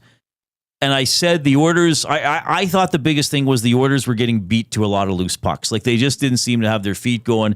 Dallas finally got skating, really forechecked. But what I did see from the Oilers was players who were at least trying to get into the right place. And again, we saw it. It's never perfect, but we saw Oilers players, okay, it's 5 guys back. It's 5 guys dropping down into the slot, lower than the hash marks, right? Like at least get in the way. Now, they still gave up a lot of shots, and like I was saying, they didn't do a great job getting to pucks or clearing pucks, but at least you had everybody committed and busting their butts to get in the right spot and at least do the right things. Now, a couple things on other plays in that game. The Oilers get a 3-on-1 and score shortly after going up 1-0 to extend the lead to 2-0. There was the player with Nurse tied up with the stick in the skate and all that kind of stuff. There was Jason Robertson's stick was in his skate. There was a battle along the wall. A couple of Dallas Stars players. So you had one Dallas player tied up, Robertson. You had 2 players engaged with a couple of Oilers players inside the blue line. You had the Dallas defenseman in the middle of the ice. I think that was Cece. And then you had Thomas Harley, who is a great player. Harley didn't need to get involved in that board battle. No. He needed to get out of there. What happens? The Oilers get the puck. Harley's caught. It's a 3-on-1. The Oilers, for the most part, have not been making those bad decisions that are meaning they are outnumbered. Now, the other teams get chances. Other teams are good. But they're not getting sort of sucked into that puck watching or, oh, I can be here. I'll probably be okay. Yeah, take a chance. Right. And then, and I talked about this a lot on the postgame show yesterday, the McDavid goal, and I got to correct myself a little bit, but the puck goes back to the line. Again, Robertson goes at Bouchard, doesn't get the puck. Rantanen tries to seal off the wall, doesn't get the puck, and then McDavid gets it below 2 Dallas Stars. Robertson, he kept going. Like, he kept going out to center and then kind of looked back. Now, I rewatched that. Rantanen actually did try to recover. He did. But still, did he need to be that high up in the defensive zone given that Robertson was already there? Stay down. Like, he's got to say, okay, Robertson's got Bouchard. Where's the threat? I need to be lower than the threat. If the puck comes to McDavid, I'm on him. If the puck goes past McDavid, fine, then I go get the puck. So it's little decisions. And this is the thing that how the Oilers have been much better in the playoffs than for large stretches of the regular season is that they are more responsible, right? They're guarding against the big errors. They're guarding, they're not taking those, those 50-50 chances or even, well, it's, if I do that, it's probably still 70% it's going to work out. No, they're saying, I don't want to deal with the 30% that I don't make the play. The risk is not worth the reward in that situation. I'm going to make the play that is 95% in my favor. Maybe sometimes I still get beat or I get a bad bounce. But they're not saying, I'm not going to make the play that's even 70% in my favor. No, I'm making the play that's 95% in my favor. And that's, to me, that's what's impressive about them and why they're surviving. And DeBoer talked about it today. Then the Oilers can be a quick strike team and score off a counterattack. Now, I know Dallas was pressing in the third period, but that Kane Hyman play, I mean, they just worked at the blue line. They just created a turnover and just sort of slapped the puck and kept it alive. And then all of a sudden, it's a 2-on-2 with Hyman skating as hard as he can to the net and Kane making a great pass, and it's in the net. Those are 50-50 plays that you just talked about with Harley and then Robertson and Rantanen both trying to, because don't forget that, especially on that Robertson and Rantanen play, they had the momentum at that point. Yes. So they're trying to probably take advantage of it. True. Right? They're probably trying to say, hey, if we push this puck through, we're on a 2-on-1. But they forgot that the best player in the world was sitting on the half wall and that puck got through. 50-50. Okay? If they get it, it probably pays off. But they didn't. And McDavid. And by the way, that goal, not only was that just the deflator for that entire team, but that was a brilliant shot. Yes. That was not the hardest shot in the world by any stretch. That was placed perfectly in the top left corner. And, there was traffic in net. McDavid knew he didn't have to, slap one on net. He placed that perfectly. and just broke the backs of the Dallas Stars. Well, and that's a great point, Jay, about that was kind of a dagger-ish goal. Absolutely. Where the Oilers went to the dressing room feeling better. I'm sure the fans watching in the arena and on television felt a lot better. And, we talk about game management for players. So I realize, you're right, Dallas had all the momentum. They're still thinking, hey, let's get another goal. But, there was 18 seconds left in the period when he scored. So about 24 when the puck went up the wall to Bouchard.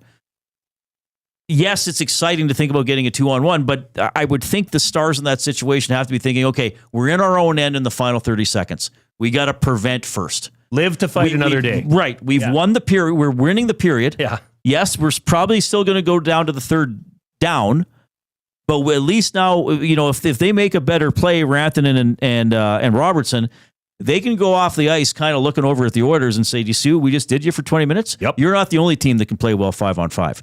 You're not the only team that can respond on the penalty kill. Okay, yeah, we're -1 on the scoreboard, but we just kicked your butt that period, and we're coming in the third. Instead, it goes off, my God, we just outshot these guys 21-7, and we're still -2. Nothing changed since the end of the first period. We're still trudging off to our dressing room down -2. So little things, but I mean, the Oilers have been better in those situations, and I think we got to give them credit for it. Maturity, right? Yep. This is a team that's been there. They've done this.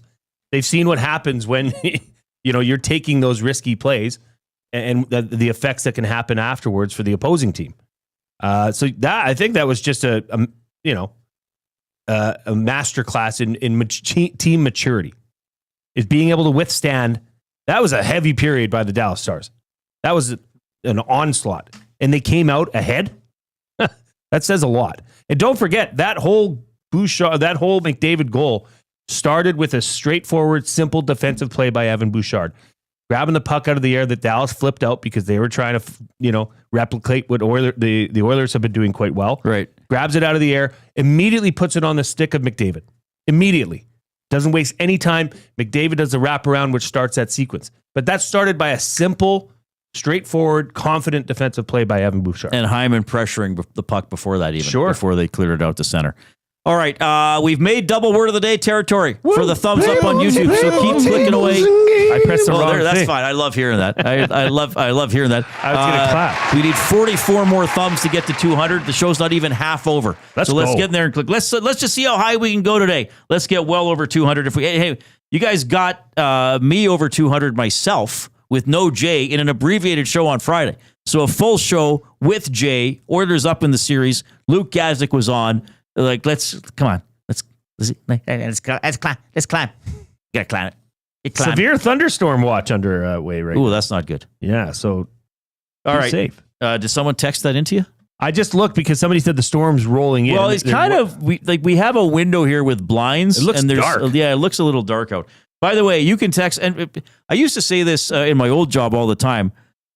I mean, we can look at Environment Canada, but honestly, listeners are the best resource for the weather. I mean, we're not going to tell people, oh, it's lightly raining. But if there's an actual thunderstorm, we want to keep people updated. So if something's happening in or around Edmonton, you can let other people know what's coming or what they need to do. You can text the afternoon inbox, 780-218-9999, presented by River Cree Resort and Casino, home of Tap 25 Restaurant, where the entire menu is 50% off 7 days a week from 2 to 5 p.m. Mr. Milne has his play of the day. We're giving away Stingers tickets. We'll have more comments from members of the Edmonton Oilers. My goodness, we're flying along today. Here comes the Coop.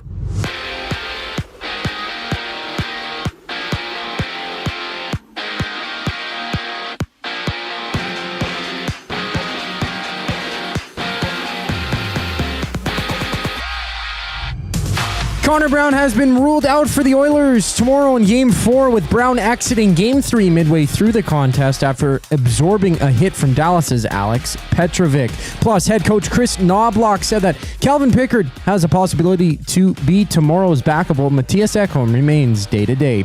Out east, the Panthers look to sweep the Canes tonight, but will play Game 4 without Nico Mikkola, Sam Reinhart, or AJ Greer, with all players out day-to-day. Carolina naming Frederick Anderson as a starter tonight. In the Memorial Cup, the Tigers and Wildcats scrap with Moncton, losing 3-2 in overtime to London on Saturday, while Medicine Hat picked up a 5-4 win against the Oceanic on Friday. Game 4 of the PWHL Finals has Ottawa and Minnesota locked at zeros over halfway through the second period. The Frost up 2-1 in the best of 5. Baseball has 4 games live. The Jays and Rangers in the bottom of the 9th inning. Toronto leading 2-1. On the court, OKC and Minnesota tip off for Game 4. T-Wolves trailing 2-1 in the series. Minnesota taking Game 3 by a score of 143-101. This sports update is brought to you by Find Edmonton. Find takes your unused furniture and home goods to help those moving out of homelessness. Get donations picked up or drop them off free of charge. Visit findedmonton.com or call them at 780-988-1717. We have a brief break before the show rolls on. I'm Zachary Kubish, and you're up to date. Got some gently used furniture or home goods that need a new home? Find Edmonton is here to help. Every month we furnish over 100 homes to those transitioning out of homelessness, and we need your gently used furniture and home goods. Drop off at 5120 122nd Street or call for free local pickup. Just visit findedmonton.com to learn how your donations can help create a home for someone in need. Plus shop our thrift store, in-store or online, with proceeds benefit those moving out of homelessness through housing supports. Visit us at findedmonton.com. Find Edmonton, supporting our community one home at a time. Sunday through Thursday, 9 p.m. to close, head to the Banquet and dive into banquet burgers, sushi tacos, nachos, and more. Late night bites, big flavors, and epic deals. The Banquet. Get real. Play hard. Experience the iconic music of Dire Straits with DSL. Dire Straits Legacy, June 12th in the venue at River Cree Resort and Casino. Featuring original members and musicians who recorded, performed, and toured the globe with Dire Straits. Alan Clark, Dire Straits' first keyboardist, plus Phil Palmer, Danny Cummings, and Mel Collins. This incredible show includes all the hits: Money for Nothing, Sultans of Swing, Walk of Life, and more. Tickets at rivercreeresort.com. River Cree Resort and Casino. Excitement. Bet on it. Since 1952, William Huff has been the heartbeat of Edmonton's advertising world. From humble beginnings to a citywide powerhouse, we've been the go-to for signage from print to design and installation. Partnering with Edmonton's top sports franchises and major events, we've helped shape the city's global reputation. Our secret? Unmatched customer service, decades of experience, and a passion for excellence we call the William Huff Advantage. Visit us online at williamhuff.com. Keep your team jersey and rally towel close by and help bring the championship home. For all your other treasures, store them with Sentinel Storage. Store Canadian. Try 4 weeks free at sentinelstorage.ca. Proud partner of the Edmonton Oilers. Get your fix every single game with the GCL Diesel Oil Stream pregame and postgame shows with Tom Gazzola and Hernan Salas. Whether it's breaking down the starting lineup, predicting key matchups, or diving deep into the game's biggest moments, Tom and Hernan are here to give you the best insight and analysis in the city. After the final horn, get the breakdown of every key moment, performance, and player reactions. It's your one-stop shop for all things game day. Catch the GCL Diesel Oil Stream pregame and postgame shows with Tom Gazzola and Hernan Salas, only on Edmonton Sports Talk, your clear choice for Edmonton sports. Timeout, Edmonton. The new Play Alberta app has arrived, and it's here to make your gambling experiences more fun, exciting, and secure. Enjoy the convenience of hundreds of casino games, betting live on your favorite sports teams, and access to lotteries all in one place, anywhere in Alberta. Enter code YEG50 to receive a $50 free bet when you make a $5 minimum deposit. That's a $50 free bet for new and existing users using code YEG50. Remember, if you gamble, use your game sense. You've always known GCL Diesel as the experts in diesel fuel systems, but did you know that GCL is also your source for turbochargers and turbo repair? As a turbo supplier for Garrett, Borg Warner, and Holset, GCL can provide genuine original equipment turbos at wholesale prices. Whether it's diesel, gas, natural gas, or performance, we can provide you with the turbo or custom repair you require. Turbo questions? We've got turbo answers. Visit us in the West End or online at gcldiesel.com. GCL Diesel, turbochargers, understood. Keep your team jersey and rally towel close by and help bring the championship home. For all your other treasures, store them with Sentinel Storage. Store Canadian. Try 4 weeks free at sentinelstorage.ca. Proud partner of the Edmonton Oilers.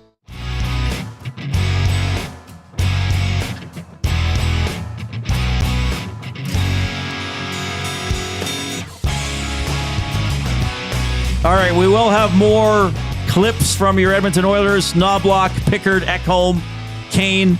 As we move along throughout the afternoon, we're at the halfway point of the show. Keep clicking that little like button on YouTube.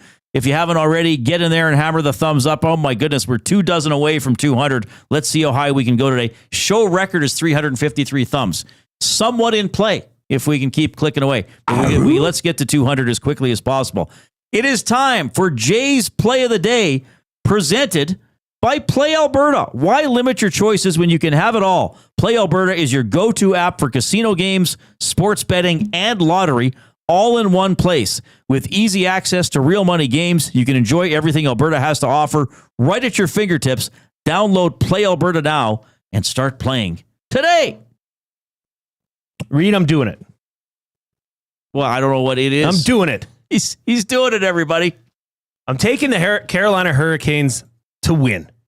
Money line. Come on. I am.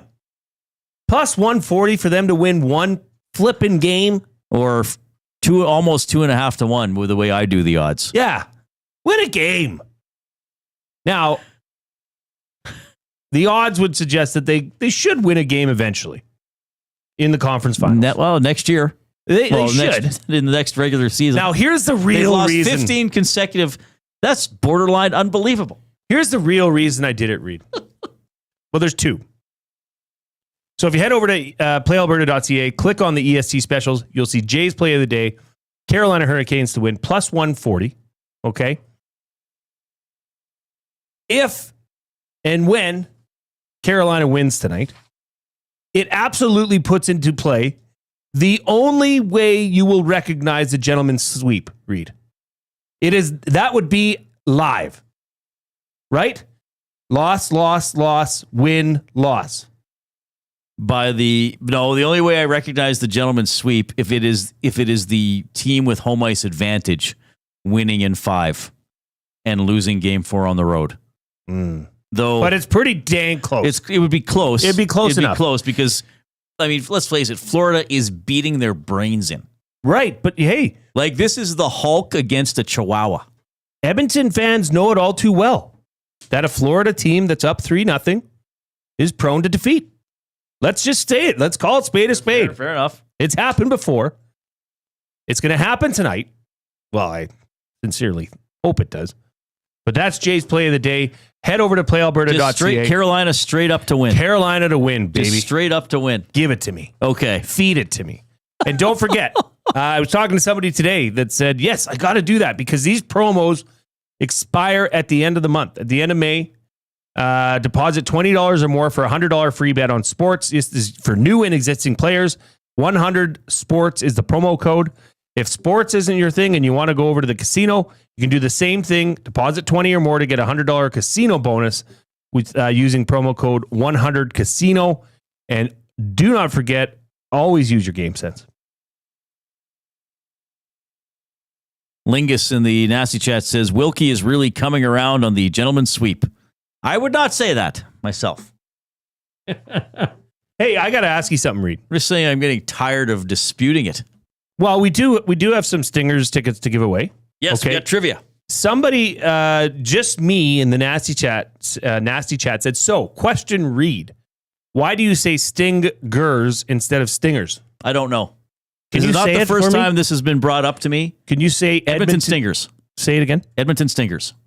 You just accentuate the G more than most people would. There is a G there. How are you supposed to say it? Oddly enough, there is. Is it supposed to be Stingers? I say Edmonton Stingers. See, to me, that sounds the same. You say Stingers. Okay. Now, in all honesty, I don't know that you should be one talked to or about or questioned on grammar and pronunciation. I have heard this probably since I was in high school, off and on. I remember people Surprised used to you say, don't call it high school. I remember, high school. I remember people used to say, you say Chris Pronger's name wrong. Chris Pronger. Because you just accentuate the G. I guess I just break it up a little differently. I don't know. Does it bother people? No, I think it was an honest question. Too bad. But to me, it's such a, like, if that's how the word is, so how do you not say the G? No, I think you're just actually pronouncing I just say it it a little properly. bit too much. Okay. Maybe. I'd lean into it. Stingers. Yeah, I should start saying stingers. Stingers. Edmonton Stingers. Yeah. So how should I be saying it? You should say less it of the G. how- I don't know how to say less of the G. That's how my mind and you did brain say does it. it. You said it. Stingers. Stingers. But I feel like I'm going to say the word quiet more quietly. You to say totally this. changed your tone. Yeah, I can't do it. Reid, just be you. Yeah, I mean, I'm really, like I said, this has been brought up to me before. It's not something I'm going to worry about. I mean, if I were mispronouncing, if I was calling him like Connor McDavid, then maybe challenge me on it. We are getting rain, my friend. You can hear it. Yeah. Well, Coob and I heard some on Friday. Coob, didn't we hear a little bit of distant thunder on Friday? Yeah, and there was some pitter patter on the ceiling, as I like to call it. Yeah. There was definitely some rain. Pitter clouds patter of coming little over. rain feet. What else? We brought in a ringer. Right. Pass me that hanger. Ooh, yeah. That one is pronounced. How do you say hanger? Hanger. Hanger. There. You're not saying the G at all, though. Yeah, I am. Hanger. I don't hear it. Anger. Well, say anger. Anger. I'm angry. I'm angry. See, we would say that the same. So is anger different than hanger? Like, is the G more pronounced in anger than in hanger? To you. Or to everybody? Maybe. Maybe anger is a different word. Different style of word. Somebody write us a anger hanger limerick. Yeah, that's fine. Wow, it is coming down. Yeah. Well, it probably annoys people, but that's one thing I really don't care. Because if that's a mispronunciation, that's, like you said, far. Is it mispronunciation or mispronunciation? Oh, Coop just got frustrated. Coop's mad. Hawk and Coop, it's going crazy. What is Hawk and Coop? The guy misses one show. Because I said something about Hawk and, or one of us brought up Hawk and Lube, the former Flame. I don't even know how or why. I'm not sure how that happened. I think I said I had the eyes of a hawk, and then you said, well, hawk, like the animal, caca, or whatever. Yeah, and did then, I? Yeah, Hawk. I and like Coop. Hawk and Coop. Sounds angry. But he was a flame. He was a Flame. He was a pretty good Flame. All right, we are giving away 2 tickets to the game featuring the Edmonton basketball team in the CBL. I just want to see the name. I don't want to hurt people's feelings. The Edmonton Stingers on Wednesday are playing the Brampton Honey Badgers. To win the tickets, and we only accept guesses. Well, it has to be on the text line so that we can get in touch with you and get your email and all that. 780-218-9999, River Cree Resort and Casino inbox. What was the original team name of the Brampton Honey Badgers? You have the right answer, right? Yep. What was the original team name of the Brampton Honey Badgers? It was another team in the CBL. Okay? Ooh, yeah, we got thunder, everybody. We can hear it. Here in Mayfield. I'm watching the text line, Reid. So 2 tickets to the game Wednesday, Edmonton Stingers, Brampton Honey Badgers. Do I say Badgers correctly? Yeah. It's not Badgers. No, it's not Badgers. The Baggers. You should just say it now as Badgers. The Bedgars. Yeah. What was the original team name of the Brampton Honey Badgers? Oh, I missed a lot of people's texts here. Beaumont Dusty, we were talking about restaurants that are gone now. Oh, right. Yeah. He says Fuddruckers. I don't remember Fuddruckers. It's such a filthy name to say. Fuddruckers. It is It's hard. like they're trying to trick you. Bonanza was the greatest. The ice cream machine was fire. That's from why Barry the ice cream Cheater. always melted. Yeah. Do you want your ice cream machine to be fire? I think you want your ice cream machine to be ice. Oh, boy. We've got a winner. We got a winner. Okay. The original name of the Brampton Honey Badgers was the Hamilton Honey Badgers. Right. So they didn't change the team name. This mic is falling over today. Just relocated. They changed communities. So the Brampton Honey Badgers were originally the Hamilton Honey Badgers. Who's getting the tickets? Barry the Cheater. Oh, Barry the Cheater. Yes. Good guy. We met him a couple times. We did. He was at Hockey Helps the he's Homeless. come here, and yeah, he was a hockey. Doesn't he work? Does he work there? Yeah, well, he works for the city. He works for the city, sorry. He may bounce around to a couple different arenas, but he also brought us the nerd clusters. That one Was day. that him? Yeah. Oh, yeah. Those were good. Now, there were other people that got it, but Barry the Cheater was the one that First came one in first. Yeah. So we'll email him the digital tickets. Yeah. So you can go watch some basketball on Wednesday night. Edmonton Stingers. Sorry, everybody. You're just going to have to live with me apparently mispronouncing it. Just Me says no hard G in Stingers. Yeah, it's up for debate. I mean, there is a G, but it's not silent. It's not Stinners. No, there is a G. It's the Stinners. It's not the Stinners. All right, 780-218-9999 is how you can text us, the River Cree Resort and Casino inbox. We need 8 thumbs for 200, and we're not even 2/3 of the way through the show. So hop in there, and I'll play it for everybody. Hang on. I got to get it. I got all the Oilers clips. Oh, hang on, Coop. There we go. Click, click, click. Must you click? Please, please click. Must you click? You must click. Thumb, thumb, thumb. All right, that was fun. So, more clips from your Edmonton Oilers. We got buying or selling for Damon Bunting coming up. We will have a double word of the day before we sign off. Here's the coup.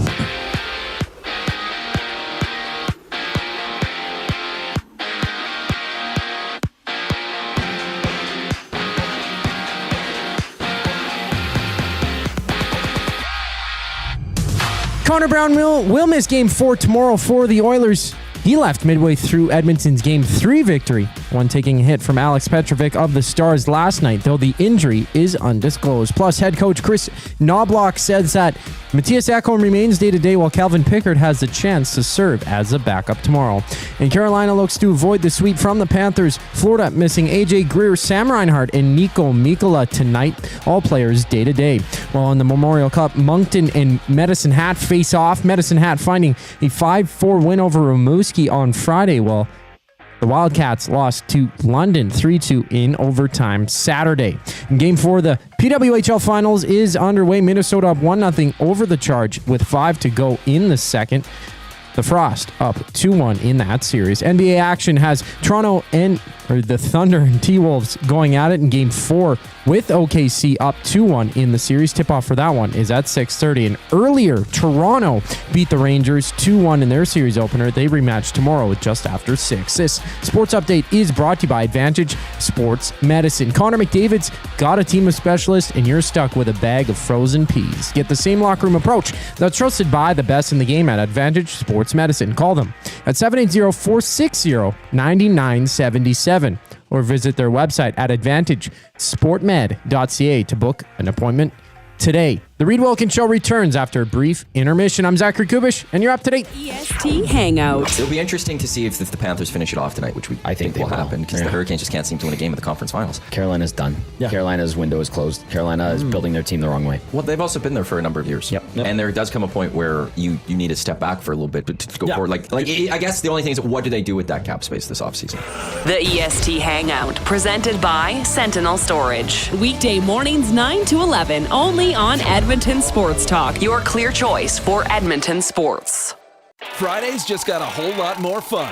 Spin the wheel at the banquet for your shot to win big and save on your bill. Spin, win, save. It's that easy. Details at thebanquetbar.com. The Banquet. Get real. Play hard. Timeout, Edmonton. The new Play Alberta app has arrived, and it's here to make your gambling experiences more fun, exciting, and secure. Enjoy the convenience of hundreds of casino games, betting live on your favorite sports teams, and access to lotteries all in one place, anywhere in Alberta. Enter code YEG50 to receive a $50 free bet when you make a $5 minimum deposit. That's a $50 free bet for new and existing users using code YEG50. Remember, if you gamble, use your game sense. At Mind360, we invite you to embark on your mental health journey in a safe and comfortable space. Conveniently located in St. Albert, Mind360 has a diverse team of experienced clinicians that offer a broad range of tailored services for children, adults, and families. Furthermore, we are very proud to serve our military, veterans, and first responders. If you're looking for counseling, treatment, or assessment, understand that you are not alone. Contact Mind360 at mind360.ca to book an appointment today. Looking for quality building materials and friendly advice? Visit us at Windsor Plywood Leduc, family owned and locally run since 1993. From interior materials for doors, flooring, baseboards, and all the finishing touches to all you need for your outdoor projects like cedar lumber for decks and fences, plus all the plywood you'd need. Our full-time on-staff carpenter can help with anything odd-sized or custom, and from domestic hardwoods to exotic selections, we've got you covered. And if we don't have it, we'll track it down for you. Windsor Plywood Leduc. We're the experts you need to know.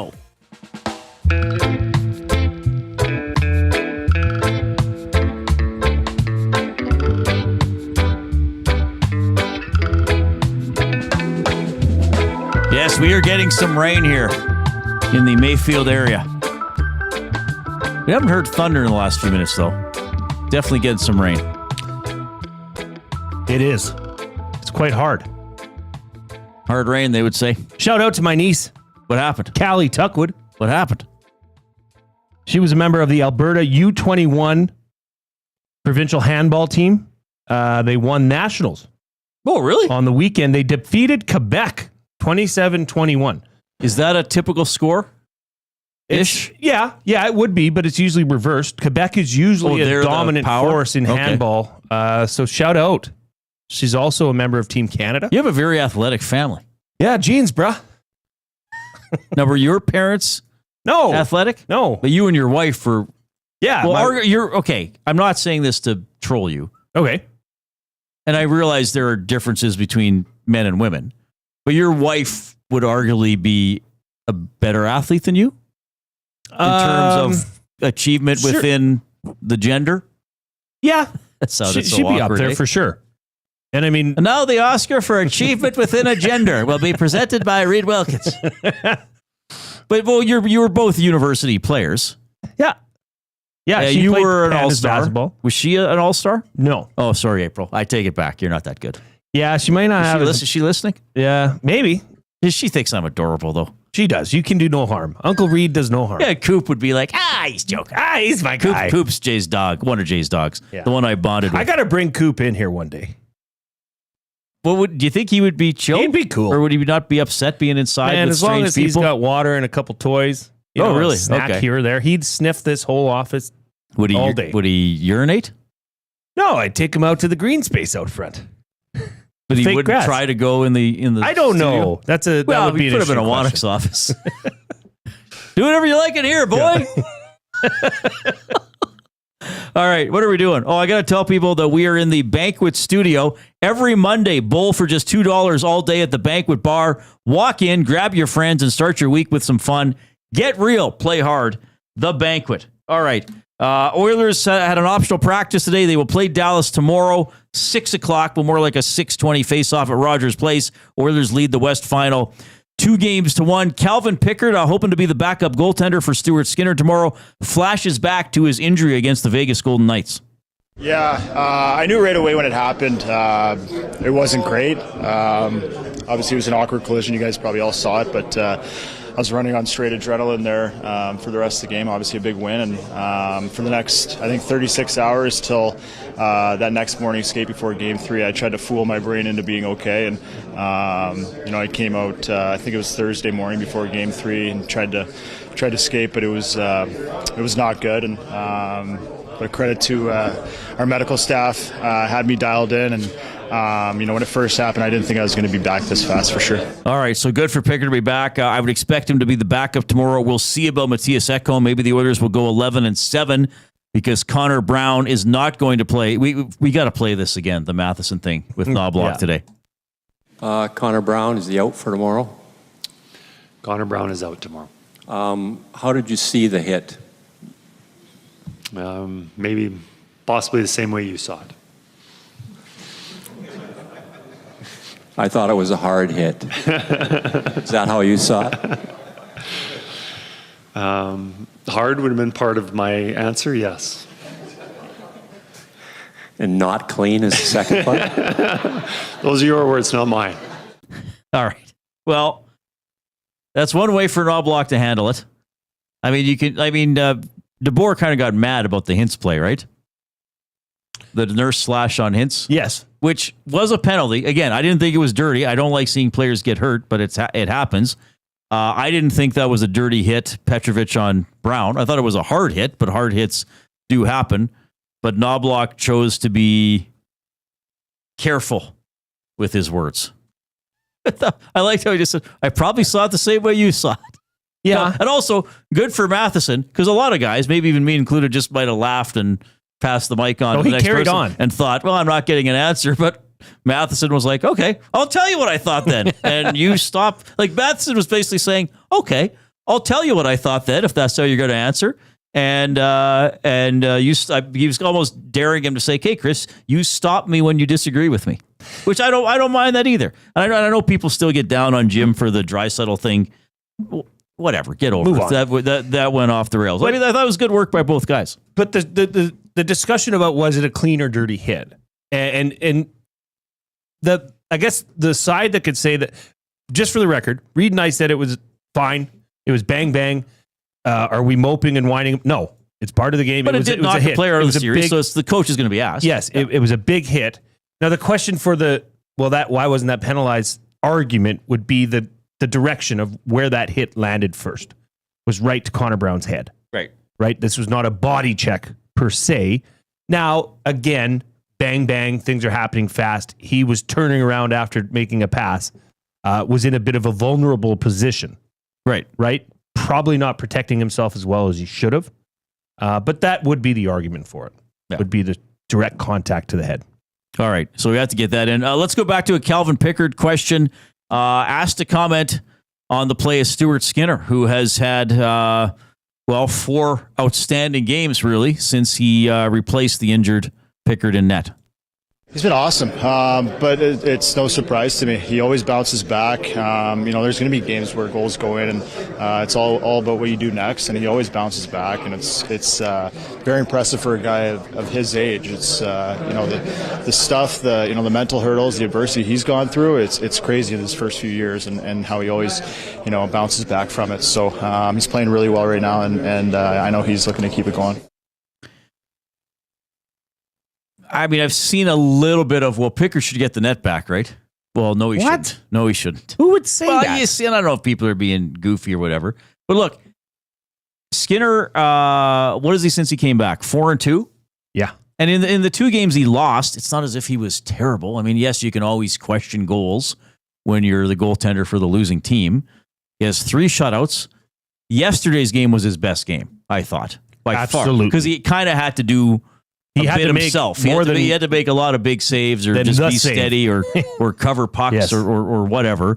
I'm just gonna, because I know there's still a lot of how good is he really? Can he really be a starter going forward? I would say this: it's the playoffs. Just win. Like I guess I kind of I get it when we had all these conversations during the regular season, and hey, I was as critical as anybody as some things around the Oilers and who's Skinner going to be and how good can Pickard be and can he carry the load. Now it's just win. And I said this last night. I did a hit on Regina Radio today, and I said it, and I'm going to say it again today. And this will probably be one of my go-to lines for the rest of the playoffs. How Stuart Skinner or any Oiler player played on November 28th or February 4th or March 3rd is irrelevant. I get it at the time, because you're thinking, okay, rest of the regular season, playing well in the playoffs, how's it going to go? Now it's, okay, how did you do, and how are you going to do next game? I mean, that's because now this is like, as we know, playoff hockey is so different from the regular season. It's the same teams over and over again. The travel's a little different. The intensity's a little different. Okay, Skinner didn't start well. Pickard went in there and battled. Incredible. 6 wins in a row. He got hurt. Skinner's come in and battled, and quite frankly, maybe has improved with each start. So, and even the stuff, and I'm glad, right now, Bouchard's contract, I don't care. McDavid's extension, I don't care. You are trying to win the Stanley Cup, maybe the next 3.5 weeks, right? I mean, think about what a short time frame that is. So this is, I always say this, people, just enjoy it. You're up 2-1 in the best of 7. If you were down on Stuart Skinner or Connor Brown or Zach Hyman or whoever in the regular season, that's fine. But you got to put that aside now. Then there are so many Oilers. I mean, you could argue half the team is playing better now than they did at any point in the regular season. You could argue more than maybe that. more of the team. Much more. Like including Skinner. Certainly. And look, he's a great player. He's a beloved player. He is one of the hardest working players I have ever seen in the National Hockey League. Zach Hyman's playing way better than now. Injuries were probably a part of that. Coming down off a 54-goal season were probably a part of that. But I mean, the guy's a wrecking ball, and he's talented. If you look through the forwards of the Edmonton Oilers, yes, and I was to ask you, is this player playing better than they were, or the same, or worse than in the regular season? Factoring in that the intensity changes, right? Nuge. Right now. Better. McDavid. Better. Hyman. Way better. Podkolzin. I'd say he's similar. Draisaitl. Similar. Kapanen. Better. Kane. Well, obviously, yeah. Henrique. Better. Connor Brown. Better. Frederick. I mean, we didn't see much of him. NA, yeah. Janmark. Oh, better, yeah. Perry. Similar. I'd say similar for him. Which is pretty dang good, too. Right. By the way. Yeah. So, there you go. Right? Yeah. Hey, do you want to do a little Stu Skinner trivia? I didn't tell you about this earlier. Oh, I didn't know that. Are we doing this now? Sure. Sure, let's do it right now. He is the fifth goaltender since 1944 to allow one goal or fewer through his first 4 wins of a playoff year. Oh, wow. Since 1944. Yeah, and the oldest is 1994. So okay, so they're all in the last 30 years. So if I need 4 other goalies? Yeah. So they've allowed 1 goal or fewer in their first 4 wins of the playoffs. Yeah. Hasek. No. Oh. Waugh. No. Vernon. No. Boucher. No. Well, I'm not doing well here. Fleury. No. The Tampa Bay guy. It's the current Tampa Bay goalie. I'm blanking on his name. Vasilevsky. No. Tim Thomas. No. Luongo. No. Holy crap. Belfour. Yes. Belfour. Okay. Potvin. Yes. Oh, now all of a sudden I'm on fire. Just got to wake the Wilkie up. Belfour, Potvin. Jaguar? No. Fernandez? No. Who else? I don't know. Hextall? No. Osgood? No. One was in 2002. One was in 2006. Ward? No. Rolison? No. Who was the Buffalo guy that filled in? Was it like Stauber or something like that? No. 2002 and 2006. So who did well in those years? Emery? No, but similar team. Biron? No. Ottawa. Lalim? Yes. Wow. Okay. And one has been a little bit of an issue for Oilers in recent playoff years. In recent playoff years? Very. Bobrovsky? No. So this is the 06 goalie? Sorry. No, that was my mistake. I don't know how you'd get this one. Gibson? No. Martin Jones? He's Russian. He's Russian. And is this the 06 goalie or the 02 goalie? He's Russian, and I'll say the word Bears. Brzgalov? Yeah. Oh, wow. Okay. So he was an Oiler briefly. Yeah. That is a crazy stat. Not bad. And it's kind of funny because Skinner didn't get his first win of the playoffs till the the second round. That's an interesting one. I would have thought Hasek for sure. Right? Because wasn't there one year Buffalo played somebody in the first round and like all the games were 1-0 or 2-1? Maybe it was anyway. That's good trivia. I hope imagine if people just tuned in that moment and they're just hearing me yelling out goalies' names. We like to meander, right? That's fine. Hey, we're over 200 thumbs on YouTube. Thank you so much. But don't stop. If you haven't clicked, give us a click. Share the show link with other people. Say, check them out. Well, people are always coming and going. Smitty the Welder had some good guesses. He guessed Nabokov. He guessed Todd Peterson guessed Holtby. That's a great guess. That was a good guess. Yeah. Jaguar, another great guess. I think I said Jaguar, didn't I? People keep coming and going into the YouTube. You know, whether they left work and now they're home and they flip it on. Well, give us a thumbs up. Do it. Do it. We love you. We love Buying ya. or selling for Damon Bunting. Fired up for Gemco. Words of the day. My goodness, we're going to have a fun final hour. Here's the 5 o'clock break.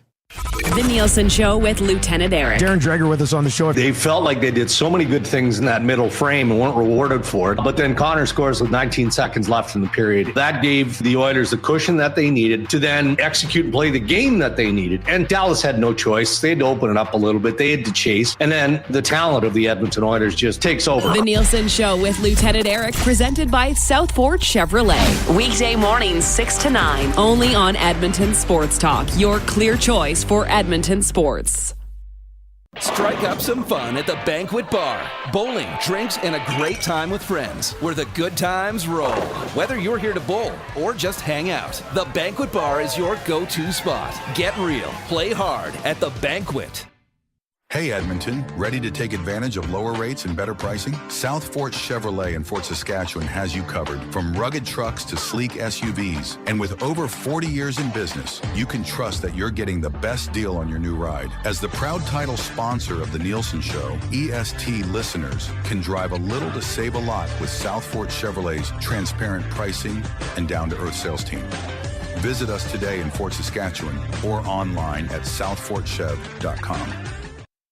Experience the iconic music of Dire Straits with DSL, Dire Straits Legacy, June 12th in the venue at River Cree Resort and Casino. Featuring original members and musicians who recorded, performed, and toured the globe with Dire Straits. Alan Clark, Dire Straits' first keyboardist, plus Phil Palmer, Danny Cummings, and Mel Collins. This incredible show includes all the hits, Money for Nothing, Sultans of Swing, Walk of Life, and more. Tickets at rivercreeresort.com. River Cree Resort and Casino. Excitement. Bet on it. Keep your team jersey and rally towel close by and help bring the championship home. For all your other treasures, store them with Sentinel Storage. Store Canadian. Try 4 weeks free at sentinelstorage.ca. Proud partner of the Edmonton Oilers.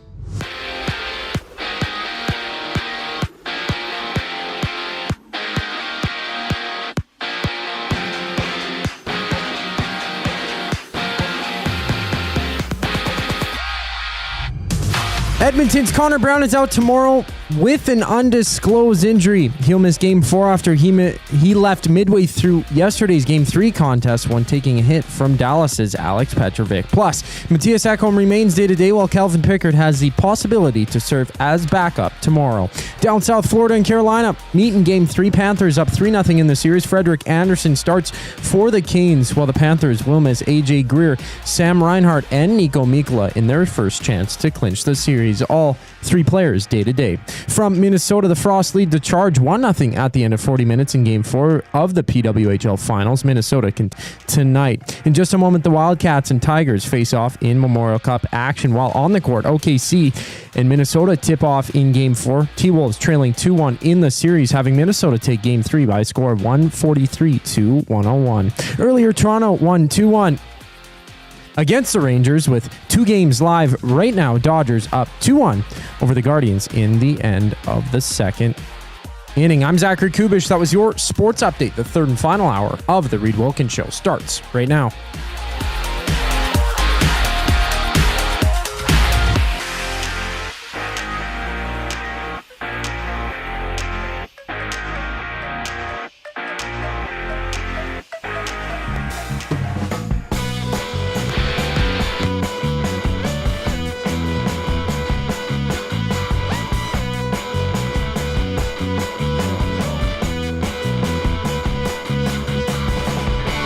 Yes, we have a thunderstorm. We certainly do have a thunderstorm. Our mics aren't going to pick it up, but we are hearing it. We were certainly hearing it over the commercial break. So we're getting it in Mayfield. So yeah, you can let us know what it's like in your part of the Edmonton region. People need to seek shelter or not drive, because sometimes there's the risk of the underpasses flooding a little bit too if you're out driving, right? Yeah. I'm just looking on the radar here. So it's currently over most of Edmonton, but it probably hasn't made its way out to Sherwood Park yet. But have no fear. It is on its way. Yeah. All right. 780-218-9999. Maybe it won't. Maybe it'll dissipate by the time. Sometimes these things dissipate as it goes over the city. Yeah. The afternoon inbox presented by River Cree Resort and Casino, home of the kitchen restaurant. All you can eat prime rib buffet for just $49.99 every Sunday from 4 to 10 p.m. What do you want to do here? Are we going to do buying or selling? Sure. Buying or selling is presented by Damon Bunting, a consistent top producing realtor in the greater Edmonton area for over 17 years. He and his team would love to help you find that right home or make the move from your current home. Community driven. He understands what it takes to make a difference in our city. Check him out, DamonBunting.com. Instagram handle, Damon Bunting Real Estate. I'm gonna pick this one up on the fly. All right. I have some that I planned for you, but I was just thinking about this one. He's going off book. Entering yesterday's game, McDavid and Draisaitl combined for 18.3% of the team's goals that have been scored this postseason. 18.3%. In 2024, it was 20.9. In 2023 in the playoffs, it was 47.7. They scored almost half the team's goals? Wow. Yes. Okay. Why? I mean, I guess that's a broad question, right? But everybody knows that the depth of this team and the 5-on-5 play is in the best that certainly Oilers fans have seen in recent years. But why? Is that again back to a maturity and games played in the Stanley Cup playoffs? Yeah, I think it's a lot of things. I think it's them understanding what it takes to win, that they got to play committed, they got to lead that way. And I think it's a better Oilers roster. Though I guess a couple of years ago, Kane and Hyman were there. I guess Brown and Henrique wouldn't have been. Janmark wouldn't have been. It's really raining. Like this is different for us, everybody, because I assume the guys had this last year. Yeah. Well, they would have had to get earlier in the day thunderstorms, but they're more likely around this time of day or in the evening. I love a good thunderstorm. I don't mind this. You can. I mean, I'm glad we're not broadcasting outside or holding golf clubs up in the air. But you just said something. What was This is a better lineup. Well, it's a better lineup, but again, they can grind. But was it thought of as a better lineup, earlier in the season? And I know you said the regular season doesn't matter, but isn't that amazing, Reid? The complete contrast to how this team was viewed earlier in the regular season. And, that's because they lost McLeod. Oh, that's because Fogel's not here. Team speed's down. Right. That was... But I still think Fogel would have looked pretty good on this team. I mean, sure. he is a bigger guy that can grind. And I'm not downplaying that. I'm just saying that it's funny now that you said this roster is better, and they've really come together. Well, but they're look. What are some of the phrases I've been using? Committed and in control, or maybe what Gager said. They're comfortable being uncomfortable. They know how to manage the game and behave in these situations. But I think so. Okay, so the additions for the playoffs up front, if Kane and Frederick. So Kane is playing like prime Evander Kane. Kane was injured last. And plus, he was injured last year, right? So he's moving the puck, he's skating, he's hitting, he's making plays, he's getting points. Frederick can grind. I mean, he's not a great offensive player, but he can get in there and grind. Brown, now hurt, again is having a better playoff than he did regular season. But so that's the thing. The team is not, okay, Connor and Leon, go save us. The game is everybody in. Everybody row, right? And then when you get a chance, score the goal. We talked about this a bit earlier. Connor Brown is out, seemingly with a concussion. Pickard might be ready. Right. Ekholm, possible. Buying or selling, leave Arvidsson out. Go with Ekholm and go 11-7. Yeah. I think that's probably what they'll do. I don't know if I'm a fan of 11-7 because I like them having 4 lines. And I like that the possibility of, okay, Connor or Leon, you're getting an extra shit. You're going to spell off Janmark and you go out there with Frederick and Perry. Or Knobloch and say, okay, I'm going to create a line, sort of a 5th line through the rotation of, who like Draisaitl, McDavid, and Cat or whatever. Like, but I think they might do that just for a game. Because, look, if you win game 4 and Connor and Leon are flying, you got Dallas on the ropes. Like, you're basically saying, okay, you got to beat us 3 times in a row. And we just beat you 3 times in a row. And we almost beat you in the other game. But I like the Oilers with 12 forwards. Because, again, every forward is competent. You're not hiding anybody. And when I feel when an Oilers forward or a fourth line has their ice time reduced, it's not because they're not being effective. It's just because they're a fourth line, and that's how the fourth line is handled, right? So I like the idea of the Oilers having 12 forwards and Leon and Connor, on a line, maybe sometimes the same line, maybe sometimes different line, and they can spell another guy off as opposed to, well, we have to play this guy more. Right. Now, maybe with Nuge playing well, maybe he's the guy that gets the extra shift, or you can work wingers in or something like that. But I would think if Ekholm plays, there will still be concerns about his health until he can actually get through an entire game. Because when he came back April 11th or that, he couldn't skate, right? Like he fell down and had to leave the game. So I think they'll go with 11 and 7 just as a security blanket, just in case something's messed up with Ekholm. But I like with the depth of this forward group that I would like it if they could go 12 and 6. What do you think? Yeah, I agree. And Maddie and I were talking about this earlier in the day because the chemistry that's going on right now is good. The 4 lines rolling is a big part of that, right? So if you go down to 11 and 7, that changes a lot, more than you might think. The only reason that I would be pro 11 and 7 is that it protects Ekholm a bit more and shelters him coming back to game speed. Yeah. Reid, last night, the New York Knicks overcame a 20-point deficit. This is the 6th 20-point or 20-plus point deficit this postseason in the NBA. 3 of them belong to the Knicks, but the 6th in general, and we're in the conference finals. Okay. That's a big comeback, 20-plus points. In the second half or just at any point in general? the game? In just any time? Okay. You can be down 20-0 to start the game and you come back and win. Okay. Buying or selling, basketball is the sport in which it is most probable to wage a massive comeback. Oh, wow. That is a great question. Well, okay, I guess when you say big sport, because I don't know a lot about football, NFL, ML, or NFL, CFL, whatever you want. Right. MLB, NBA, NHL. Okay. Because I don't know about Australia. Baseball's probably different 5 runs. No clock. Right. But the one thing about baseball that would make me say baseball is that there is no clock. I mean, you still got to record the outs.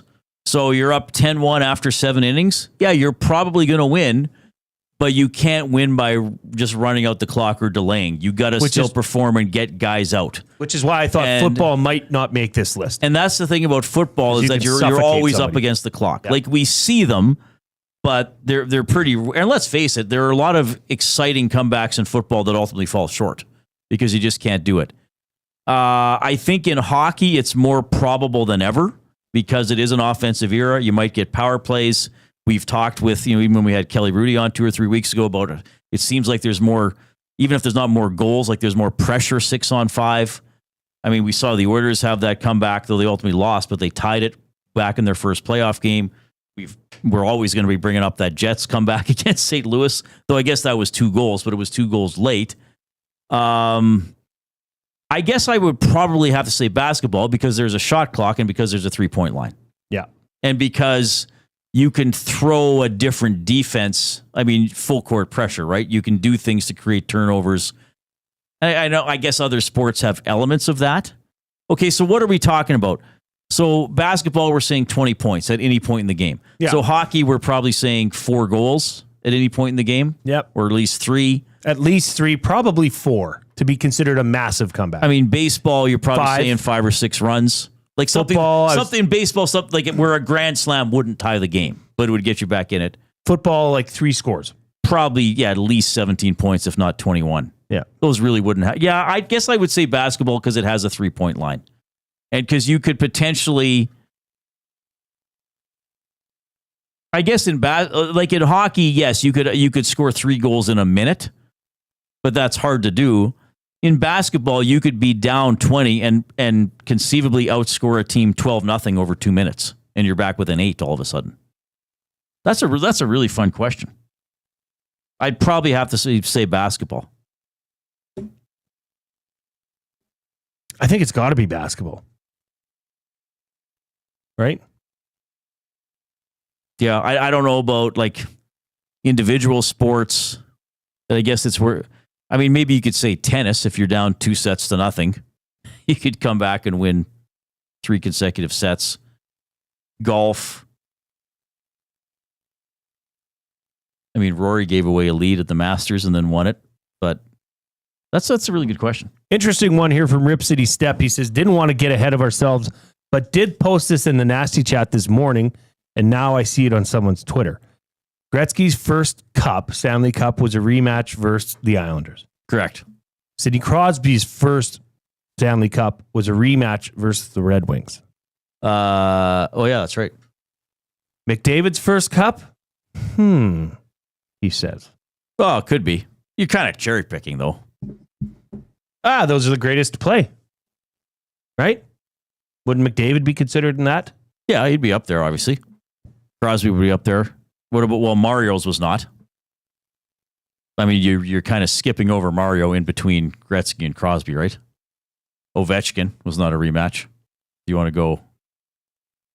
But no, that's a fun comparison. Matt Hyman makes a great point in the Nasty Chat. With basketball, you can score points with the clock stopped as well. Yeah, that's a really good point. Right? Yeah. Which other sports wouldn't have. Oh, that's a fun one. Who's playing tonight? In? NBA. This is last night was the, so it's, is it Nick and Ind was yesterday. Yeah. So it's OKC and Timberwolves. Elks and Milne. Elks. 780-218-9999. It's the River Cree Resort and Casino inbox. You can email. We better do a limerick or two here. Read at EdmontonSportsTalk.com. You do Bronco Knicks. I'll do VR Montenegro. Or Jay at EdmontonSportsTalk.com. Bronco Nick, his limerick. Oilers are playing hockey rough and heady. Even Skinner is playing well, rock steady. Oilers are cruising, Stars are bruising. Hey, Reid, get your top hat ready. Yeah, Bronco Nick, I will ignore that reference. I got it, okay? This one will be ignored. This one comes in from VR Montenegro, who today is going as Vampiric Romantic Montenegro. Would it be vampiric or vampiric? Vampiric. Vampiric. Tomorrow, live at Popeyes for Benny, our boy, how many chicken sandwiches will Reid destroy? He is a Popeye junkie. Be gone from my back, you monkey. I wish to lead the life of little Lord Fauntleroy. Fauntleroy. What is that? That is, what is that from? That is a novel. Be gone from Little my Lord back. Fauntleroy is a children's novel by Francis Hodgson Burnett. It was published as a serial in St. Nicholas magazine from November 1885 to October 1886. I'm not going to read out the whole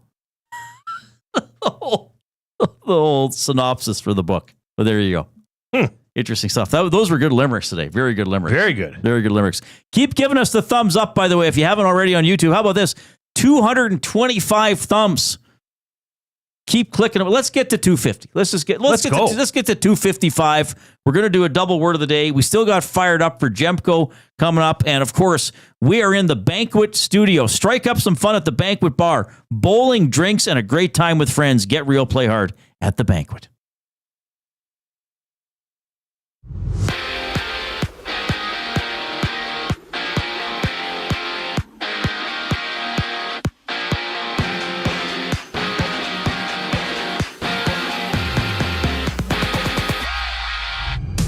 Edmonton's Matthias Ekholm remains day-to-day while Calvin Pickard has a chance to make it to the lineup tomorrow as a backup. Plus, Connor Brown is out for Game 4 with an undisclosed injury. In Game 3, Brown took a hit from Dallas's Alex Petrovic midway through the game and did not return to action. From the Sunshine State, Florida looks to sweep Carolina as they enter tonight's game without A.J. Greer, Nico Mikkola, or Sam Reinhart in the lineup their day today. Frederick Anderson gets a start for Carolina. And Memorial Cup action has the Tigers up 1-0 over the Wildcats just 6 minutes into the game.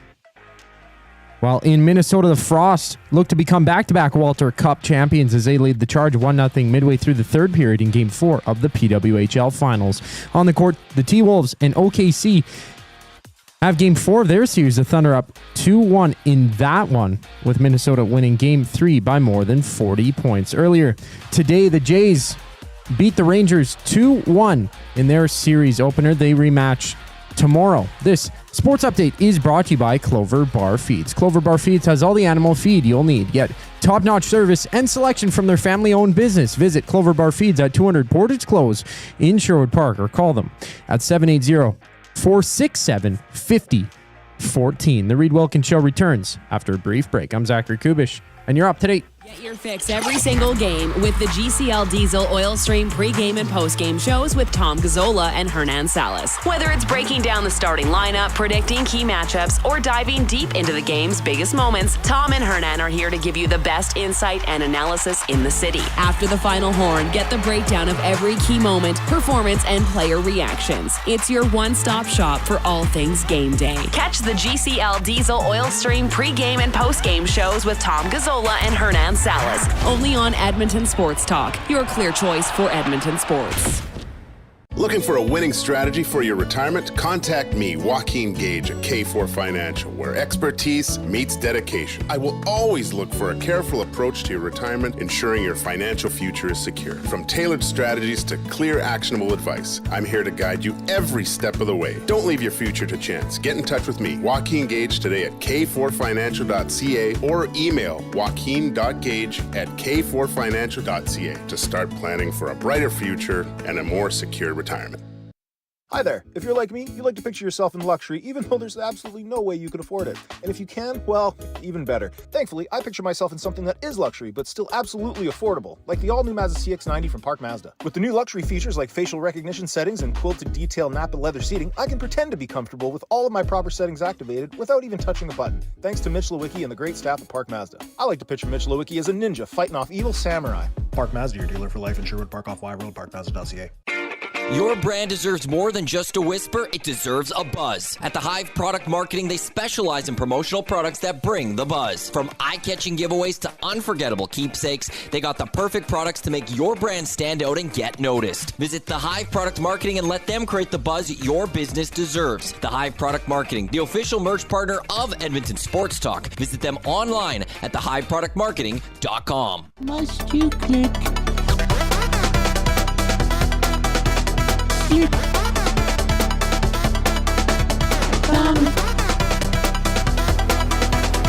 Must you click? Yes, the world famous Thumb Click remix as put together by Zachary Kubish, reminding you to give us a like if you're taking us in on YouTube. We got about 32 minutes left in the show. We'll recap some Oilers news today. Connor Brown not going to play tomorrow. Ekholm, maybe. Pickard hoping to be the backup. Maybe the Oilers will go 11-7. So tomorrow, here's what we're going to do. 6 a.m., the stream gets going with Dustin Nielsen, Lieutenant Eric, the good old Nielsen show from 6 to 9.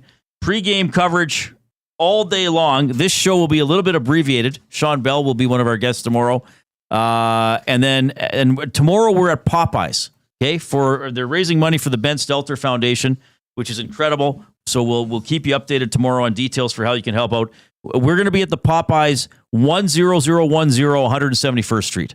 So basically 100th Ave and 170th Street. It's in the same building as that Five Guys, right? Yes. Yeah. Which is actually a little more visible depending on which direction you're coming from. Yes. So that's where it is. It's a shared building. Yes. So that'll be fun for us. So come see us tomorrow if you want. Get a sandwich, make a donation to the Ben Stelter Foundation. He loved Popeyes. He loved the chicken tenders. So that's pretty cool. I've never had the macaroni there, but in honor of Ben Stelter. I might have to try it. You can try it. Yeah. Why not try it? All right. Put a little hot sauce on that. Oh, you're getting adventurous. Little pepper. That is awesome. That is awesome. Tonight, in a little less than an hour, Carolina could lose their 16th consecutive game in the Eastern Conference Final.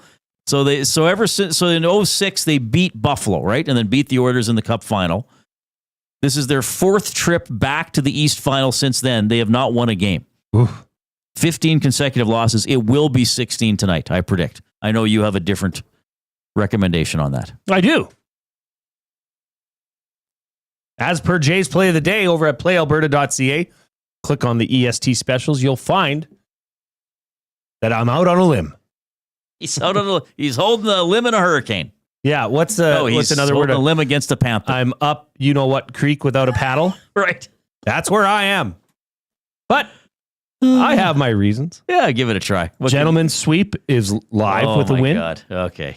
And Florida, you know it. They have trouble with 3-0 series leads in recent history. Well, the Cup Final last year, sure. We can just adapt this. Okay? All right. Yeah, no, that's we fine. can take it on. No, I'm glad you're making a pick. All right. We're going to get fired up here for Gemco Fireplaces, proudly serving Edmonton and area for 45 years, the authorized dealer for Napoleon Fireplaces. Whether it's gas or wood burning, look no further than Canadian-made Napoleon Fireplaces. All the Napoleon products you need are available at Gemco, 9281 50th Street. Okay. I don't know if this is a contentious topic or announcement that the Elks made today. But they're bringing Dwayne Mandrusiak back to the Double E. They're bringing him back, and this will mark his 50th season with this organization. Brock Sunderland, when he was at the helm as general manager, made what I thought was a tone-deaf decision and relieved or terminated Dwayne Mandrusiak of his role, a role he had at that time for 49 years. Right. I mean, he started as a ball boy in 1971 with this club. 18 Grey Cup appearances. He's a part of 11 championship teams. They are also going to be reinstalling the sign that always hung above the locker room exit doors. Once an Eskimo, always an Eskimo. They're also bringing back the iconic fire truck.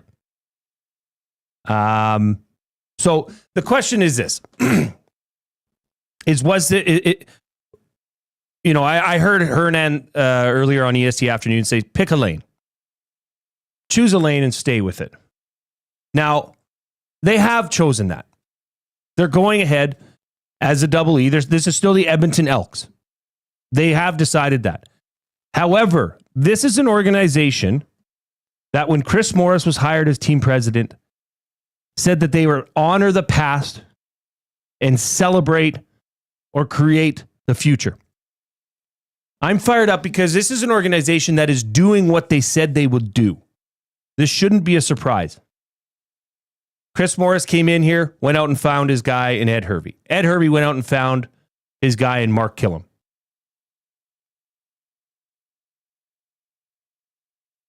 This is just a matter of remembering what this team was and trying to bring back that way, what they would call the Eskimo way. I understand that discussion is gone. Okay, this is the Edmonton Elks. They're moving forward as that. One day, this team will probably be remembered as the Edmonton Elks. But right now, the history and what you remember of this team at its great, and at their moments, they're remembered as the Edmonton Eskimos. That's when they had their most success. But this team will be remembered as the Edmonton Elks. Now, all of this is good. Okay, it's. I think bringing Dwayne Mandrusiak back is righting a wrong that, like I said, was short-sighted, tone-deaf at the time. He's coming back as a community and historian role. Okay, so it's a ceremonial role. It's to get him his 50th season. Okay, Right. what does that mean? I don't know. Probably doesn't mean a lot to a lot of you, but I can tell you it means a lot to that organization. It means a lot to Dwayne Mandrusiak, who did a lot for this organization and this team. But the basic discussion here, Reid, is that this team has got to start winning. Yes. That is it. Yes. That is all anybody cares about. Yes. That is all anybody should care about. Yes. What's inside that locker room? I know, it said, well, the current players don't even know what this once an Eskimo, always an Eskimo means. No. But that's what they want to bring back. That's what they want to have instilled in this current team moving forward. That's a way. Name aside from the team. They want to instill that winning, the winning history and bringing champions back to Edmonton. That means a lot to them. So I can't fault them for trying to do whatever they can to do that. And is it going to appease some people? Probably. It's going to make a lot of people say, oh, good, they're bringing that back. Like I said, name aside, this is more about a mindset and an expectation once you enter those doors. Yes. That you come into the Eskimos or the Elks team store, it's the same people you're seeing there. And those players are greeted by the same people in the organization. Continuity. That's what I think this means to me. But at the end of the day, the only thing that matters, and the only thing that matters to fans, is just to get winning. Yes. You and I saw what happens when this team has a brief amount of success. They only won 7 games last year, but they had a 4-game winning streak. When they swept Labor Day, we could sense people's ears perked up a little bit. And guess what happened? That rematch. What happened in the lower bowl? Yeah, they almost filled it. It was sold out. Yeah. If you want to have the greatest seats in Edmonton sports events, the upper bowl at Commonwealth Stadium opened, well, I got news for you, Chris Morris and Ed Hervey. Win. Yeah. Bring this team back to its winning ways. And the rest is taking care of itself. But they're not trying to rewrite, or pushing the old ways into the door or back into existence. They're just remembering it, which is what they said they would do. So that got me fired up. I know the Mandrusiak family personally, and this I know means a lot to them. And we all know that Dwayne is having health issues, right? That's a fact of the matter. So I think they did the right thing. And it just got me fired up. What did you think about all that today? Well, look, I know that I think this would mean a lot. Now, I should say I don't know Dwayne. I think I've talked to him a couple times. I know he was on my show once on Ched. So I can't say that I have a personal relationship with him. I just know what I hear about him, and that he was an important link through generations of players that played for that franchise. Look, this is kind of awkward because I don't like to say a lot of bad things about people, but I hear almost nothing good about Brock Sunderland. Yeah. Okay. My relationship with him when I interviewed him was that I found him to be quite thin-skinned when it came to anything that he perceived as criticism. But generally, I worked for the rights holder. He would do the interviews. But I my sense of it is that there was a big fracture between Dwayne and Brock. And that maybe Brock and Chris Presson offered Dwayne something like this, and it didn't fly because it was coming from them. But maybe coming from Chris or Larry Thompson, it is a little more acceptable to him. Perhaps. That's my read on it without really being that close to any people involved. Well, and that's what was lost, Reid. That's the bigger picture here, right? But it's a weird thing to talk about. And I've said this before. The decline of the franchise started in 2006. That's when it started. It did not start specifically with Sunderland or Presson or specifically with the name change or anything like that. Like it'd also be, they're the flagship franchise. That ended a long time ago. And it took maybe 15 years for them to hit the bottom of the barrel and be, a 7 or win or less team. And I know they were good with Riley and had some good years, but they kind of were getting surpassed starting even in 06. We had Tim Princeton on when you were away, and Justin Lawrence sat in with me, and he was like, I was embarrassed to see Eric Tillman hired, given his history and some of the things he'd been through, and he didn't like some of the other people who were in charge, even though there were some good years in there. And let's face it, in a 9-team league, sometimes you can win the Grey Cup anyway. But like just become respectable again. Become consistent. Like become a playoff team. And even if you're good, you're not going to win. I mean, look at the Bombers. They're excellent. They don't win the Grey Cup every year, but be a contender every year. Be a relevant team. Be a team that it's like, well, maybe they're not the best this year, but man, they're going to play us tough. We can't let up against the Elks. So I think this is a good move. I mean, it might be. It might be more meaningful to maybe ex-players and current or former employees of the team than to the average fan, though I'm not saying Dwayne isn't respected. I don't know about that. But I don't know. I just think that, okay, I'll compare it to this. During election campaigns, everybody says anything. They say everything you want to hear. Right. And let's be honest, a lot of times that's not followed through on. I just tip my hat to them at Chris Morris's press conference. He says, we are going to honor the past here because this was a good place to be. This was a place where players would line up to become a part of this team because that's how much different it was in Edmonton.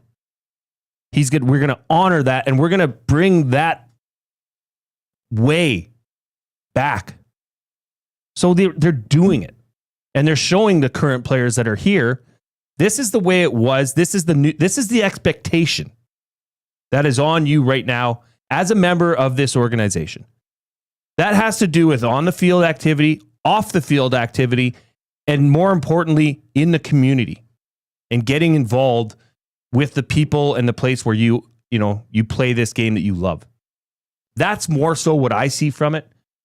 And right, but this is fine. But if they put together a shitty football team, I don't care about this as a season ticket holder. Like, this job is so far from being done, Jay. 100%. Okay. 100%, Reid. Okay. That as is long as you understand why I feel that. By a million miles, the overarching theme here. You can talk all you want and do all the things that you think will appease your fan base or your old fan base. But at the end of the day, it just comes down to getting on the field and kicking ass and having a winning record and hosting a playoff game. Hell, hosting a Western Conference final. Right. I mean, that is what the fans here are longing for. You build it, they will come. Yeah. You build a team, they will come. That's what I'm longing for as a season ticket holder. I mean, I told this story on Chet a few years ago.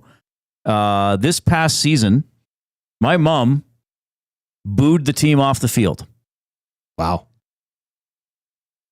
And it was when she's such a saint. I didn't think she could boo. This might have been 2 seasons ago, even. No, it might have even been 2. No, yeah, it was 2 seasons ago. It was the game before they fired McAdoo, and they left Corny on the field to throw. And she was just like, she even said, "I hate doing this." And she's like, "But I'm more booing the coaches. I know Corny gets the brunt of it, but she's like, I'm booing that Chris Jones and McAdoo were so incompetent. Like that shouldn't be happening." And that's why, side note, that's why I think it's absurd that teams in the NHL whose fans are in the second or third round are throwing jerseys on the field. Like, the Elks really had a reason to do it. I mean, like Ed said when he was hired, it was a laughing stock. Yes. It was a little bit like, well, that's not even a pro-run organization. No, they hired a lot of wrong people. Some things didn't work out. I mean, who knows? Maybe Milanovic would have turned the team around in 2020 with Trevor Harris, but we never got to see that. I think this is good today. I'm probably not as excited about it as you are. I understand your point of view, but I really want to see it on the field. And I think when it comes to the Elks, even people who might go to a lot of games might not be fully aware of who the president is or the GM is. Some people just go. Like it's not the same level of analysis and passion as the Oilers. Sure. Right? So they just want to go and win and see some entertaining plays and Trey run around. And maybe you don't even win every game, but you're in every game, competitive, which they haven't been for a while. Ian says, I'm an Edmonton football team fan, green and gold, E Elks, Eskimos, whatever. Just win. Yeah. I'm a 20-year season ticket holder and taking a break this year for a few different reasons. One, is he was ticked off. They forced him down in the lower bowl, but not the main reason. Win and people will come back, he says. Changes are an improvement over past many, many, many years. Win. And he also says right now, BC is a prime example of a team that makes major changes, owner, others, and win, and fans are back and owners are rewarding. Yeah, and that fans. was like, that wasn't great there for a while. That's right. Right? And I still don't know if their crowds are that large, but they got a little more excitement. They got a player and everything like that. But like Dave Jameson was here the week you were off. We did an hour together, and he was kind of doing some stuff with the Elks for the last couple of years. And he talked about this, and he said the number one complaint is bad team. Yep. Like he said, despite all the talk about the name change, he goes, really the number of people who have given up their tickets because of it is quite small. Really it's that, for crying out loud, it's August and we're out of the playoffs. Like who wants to go to that? Mm-hmm. Or what was I don't even remember what the home losing streak got to, 22 games. Like it was obscene. Yeah. So yeah, I think this is a good touch today. And again, I don't really know Dwayne, but I respect him and I congratulate him on getting his 50th season. I don't want to make it sound like I'm poo-pooing it, but really, as a season ticket holder, and I do occupy that space as well as a broadcaster who talks about the team, win more games. Be in more games. Or if you lose a game, be a tough out. And they showed some signs of that last season. And also employ the best players. Don't trot Corny out onto the field. Employ the best coaches. Don't have incompetent McAdoo calling your plays. Was that your nickname for Taylor Cornelius? Corny? Yeah, we called him Corny. Man, that guy could throw a great ball to your feet. I really felt bad for him. Why? Because maybe with better coaching, he's different. Maybe. You never know. He was an impressive runner. They rarely used his running. And I will say this. I mean, he proved himself to be fairly tough. Yep. Because he got beat up some games, and that spleen injury he had was quite serious, I believe. And then he came back the next season. So it didn't go great for him. But yeah, we want to talk about. I mean, it's interesting because we're sort of going on a tangent here. I mean, the CFL is still pro football. It's not the NFL, but it's still pro football. So it's like we have the Oilers, who are in the biggest hockey league in the world. We have the Elks that are in a kind of a quirky, unique league in the way it operates, but are a legacy team in this city.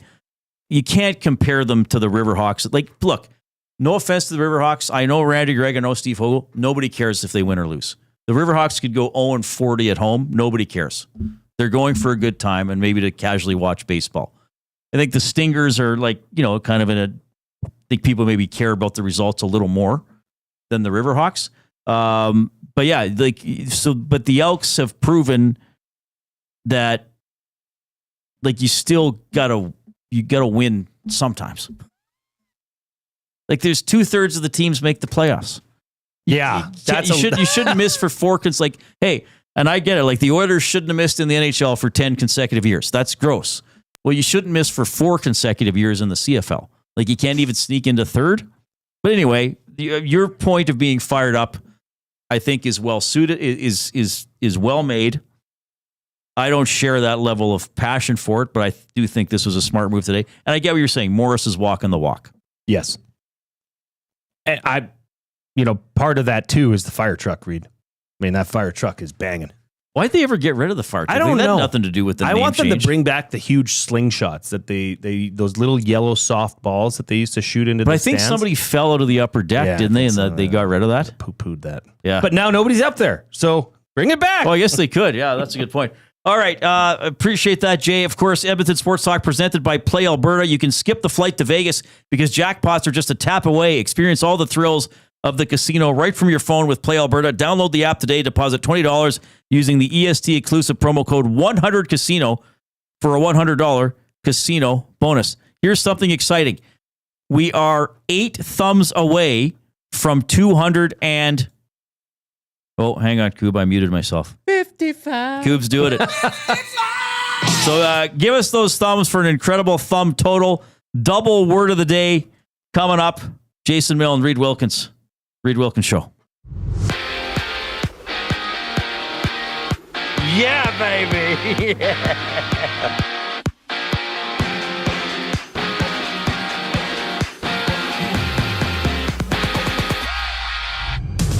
Edmonton's Connor will miss Game 4 tomorrow with an undisclosed injury. He left midway through yesterday's contest when taking a hit from Dallas's Alex Petrovic. Plus, Matthias Ekholm remains day-to-day while Calvin Pickard has the possibility to serve as the backup tomorrow.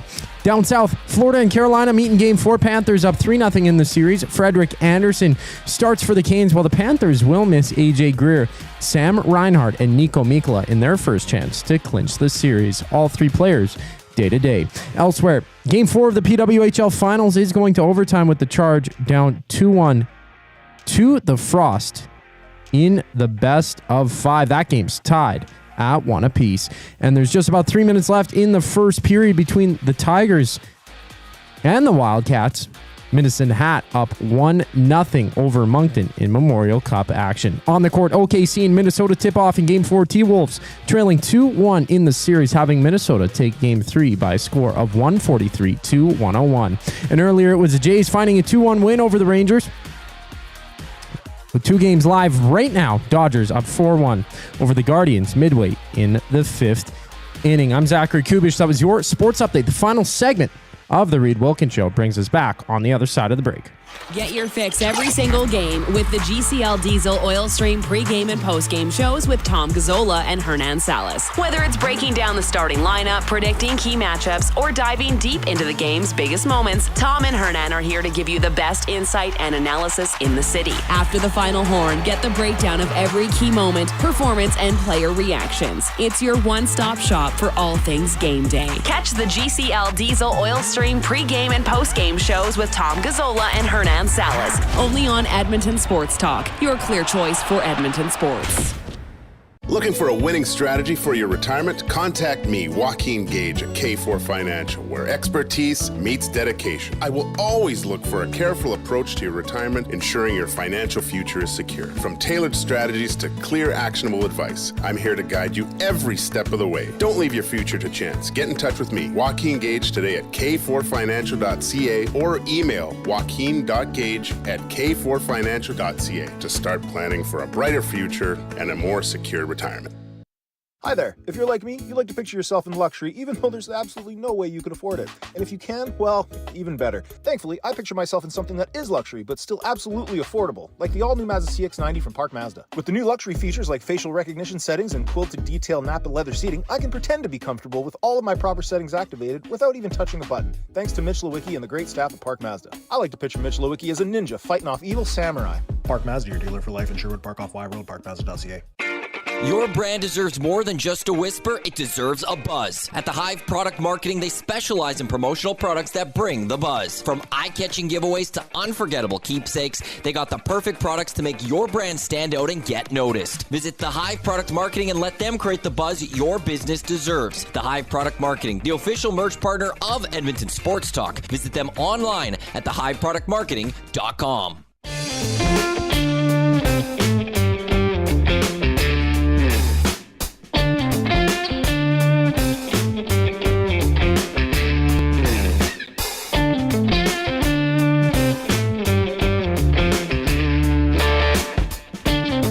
Oh, we're here. How you doing, everybody? So I don't think it's raining anymore here, is it? Clear skies, baby. Maybe not. Well, we can't hear any rain on the roof anymore, which is good. All right, 780-218-9999 is how you've been texting us. The afternoon inbox presented by River Cree Resort and Casino, featuring Italia Restaurant, home of the $6.99 brunch special from 11 a.m. to 4 p.m. on Sundays. So for the Oilers, you got no Connor Brown tomorrow. We'll see about Ekholm. I would expect Pickard would be the backup. Nugent Hopkins having a great run here. Evander Kane with some thoughts on Nuge. I don't know. I've heard it probably the last 24 hours, the term Swiss Army knife, so I'll just continue to repeat it. He's a player that, is very versatile. Obviously, he, sees the ice well, has good poise out there, can make plays, and, he's had a really, really good playoffs, and he's had an even better series. So, if we can continue to get that type of game from him, obviously that helps our team greatly. And Matthias Ekholm asked about the play of Evan Bouchard in the postseason. I think he's playing the way I've always said that he is. He's really taken on the defensive role too, right? Like he's always had the knack for offense, the knack for scoring, but I think that the way he's defending right now has been amazing. Even that Vegas series, I thought he was one of our better defensive defensemen, to be honest, in that series, and that tells you volumes about what the potential this kid has, because I say potential where I think he's a top 3 defenseman in the world, but he's young and he's still growing and he's still understanding the game, and I think that tells you a lot about the potential that he has of playing a complete two-way game. Well, what a great shot by Bouch yesterday, like along the ice right inside the post. Like, what a shot. Okay, Oilers tomorrow. So again, tomorrow, 6 a.m. to 5 p.m., Edmonton Sports Talk is at Popeyes. For Ben Stelter Day. The location we're at, 10110 171st Street. If you're like, that's in the West End, you're right.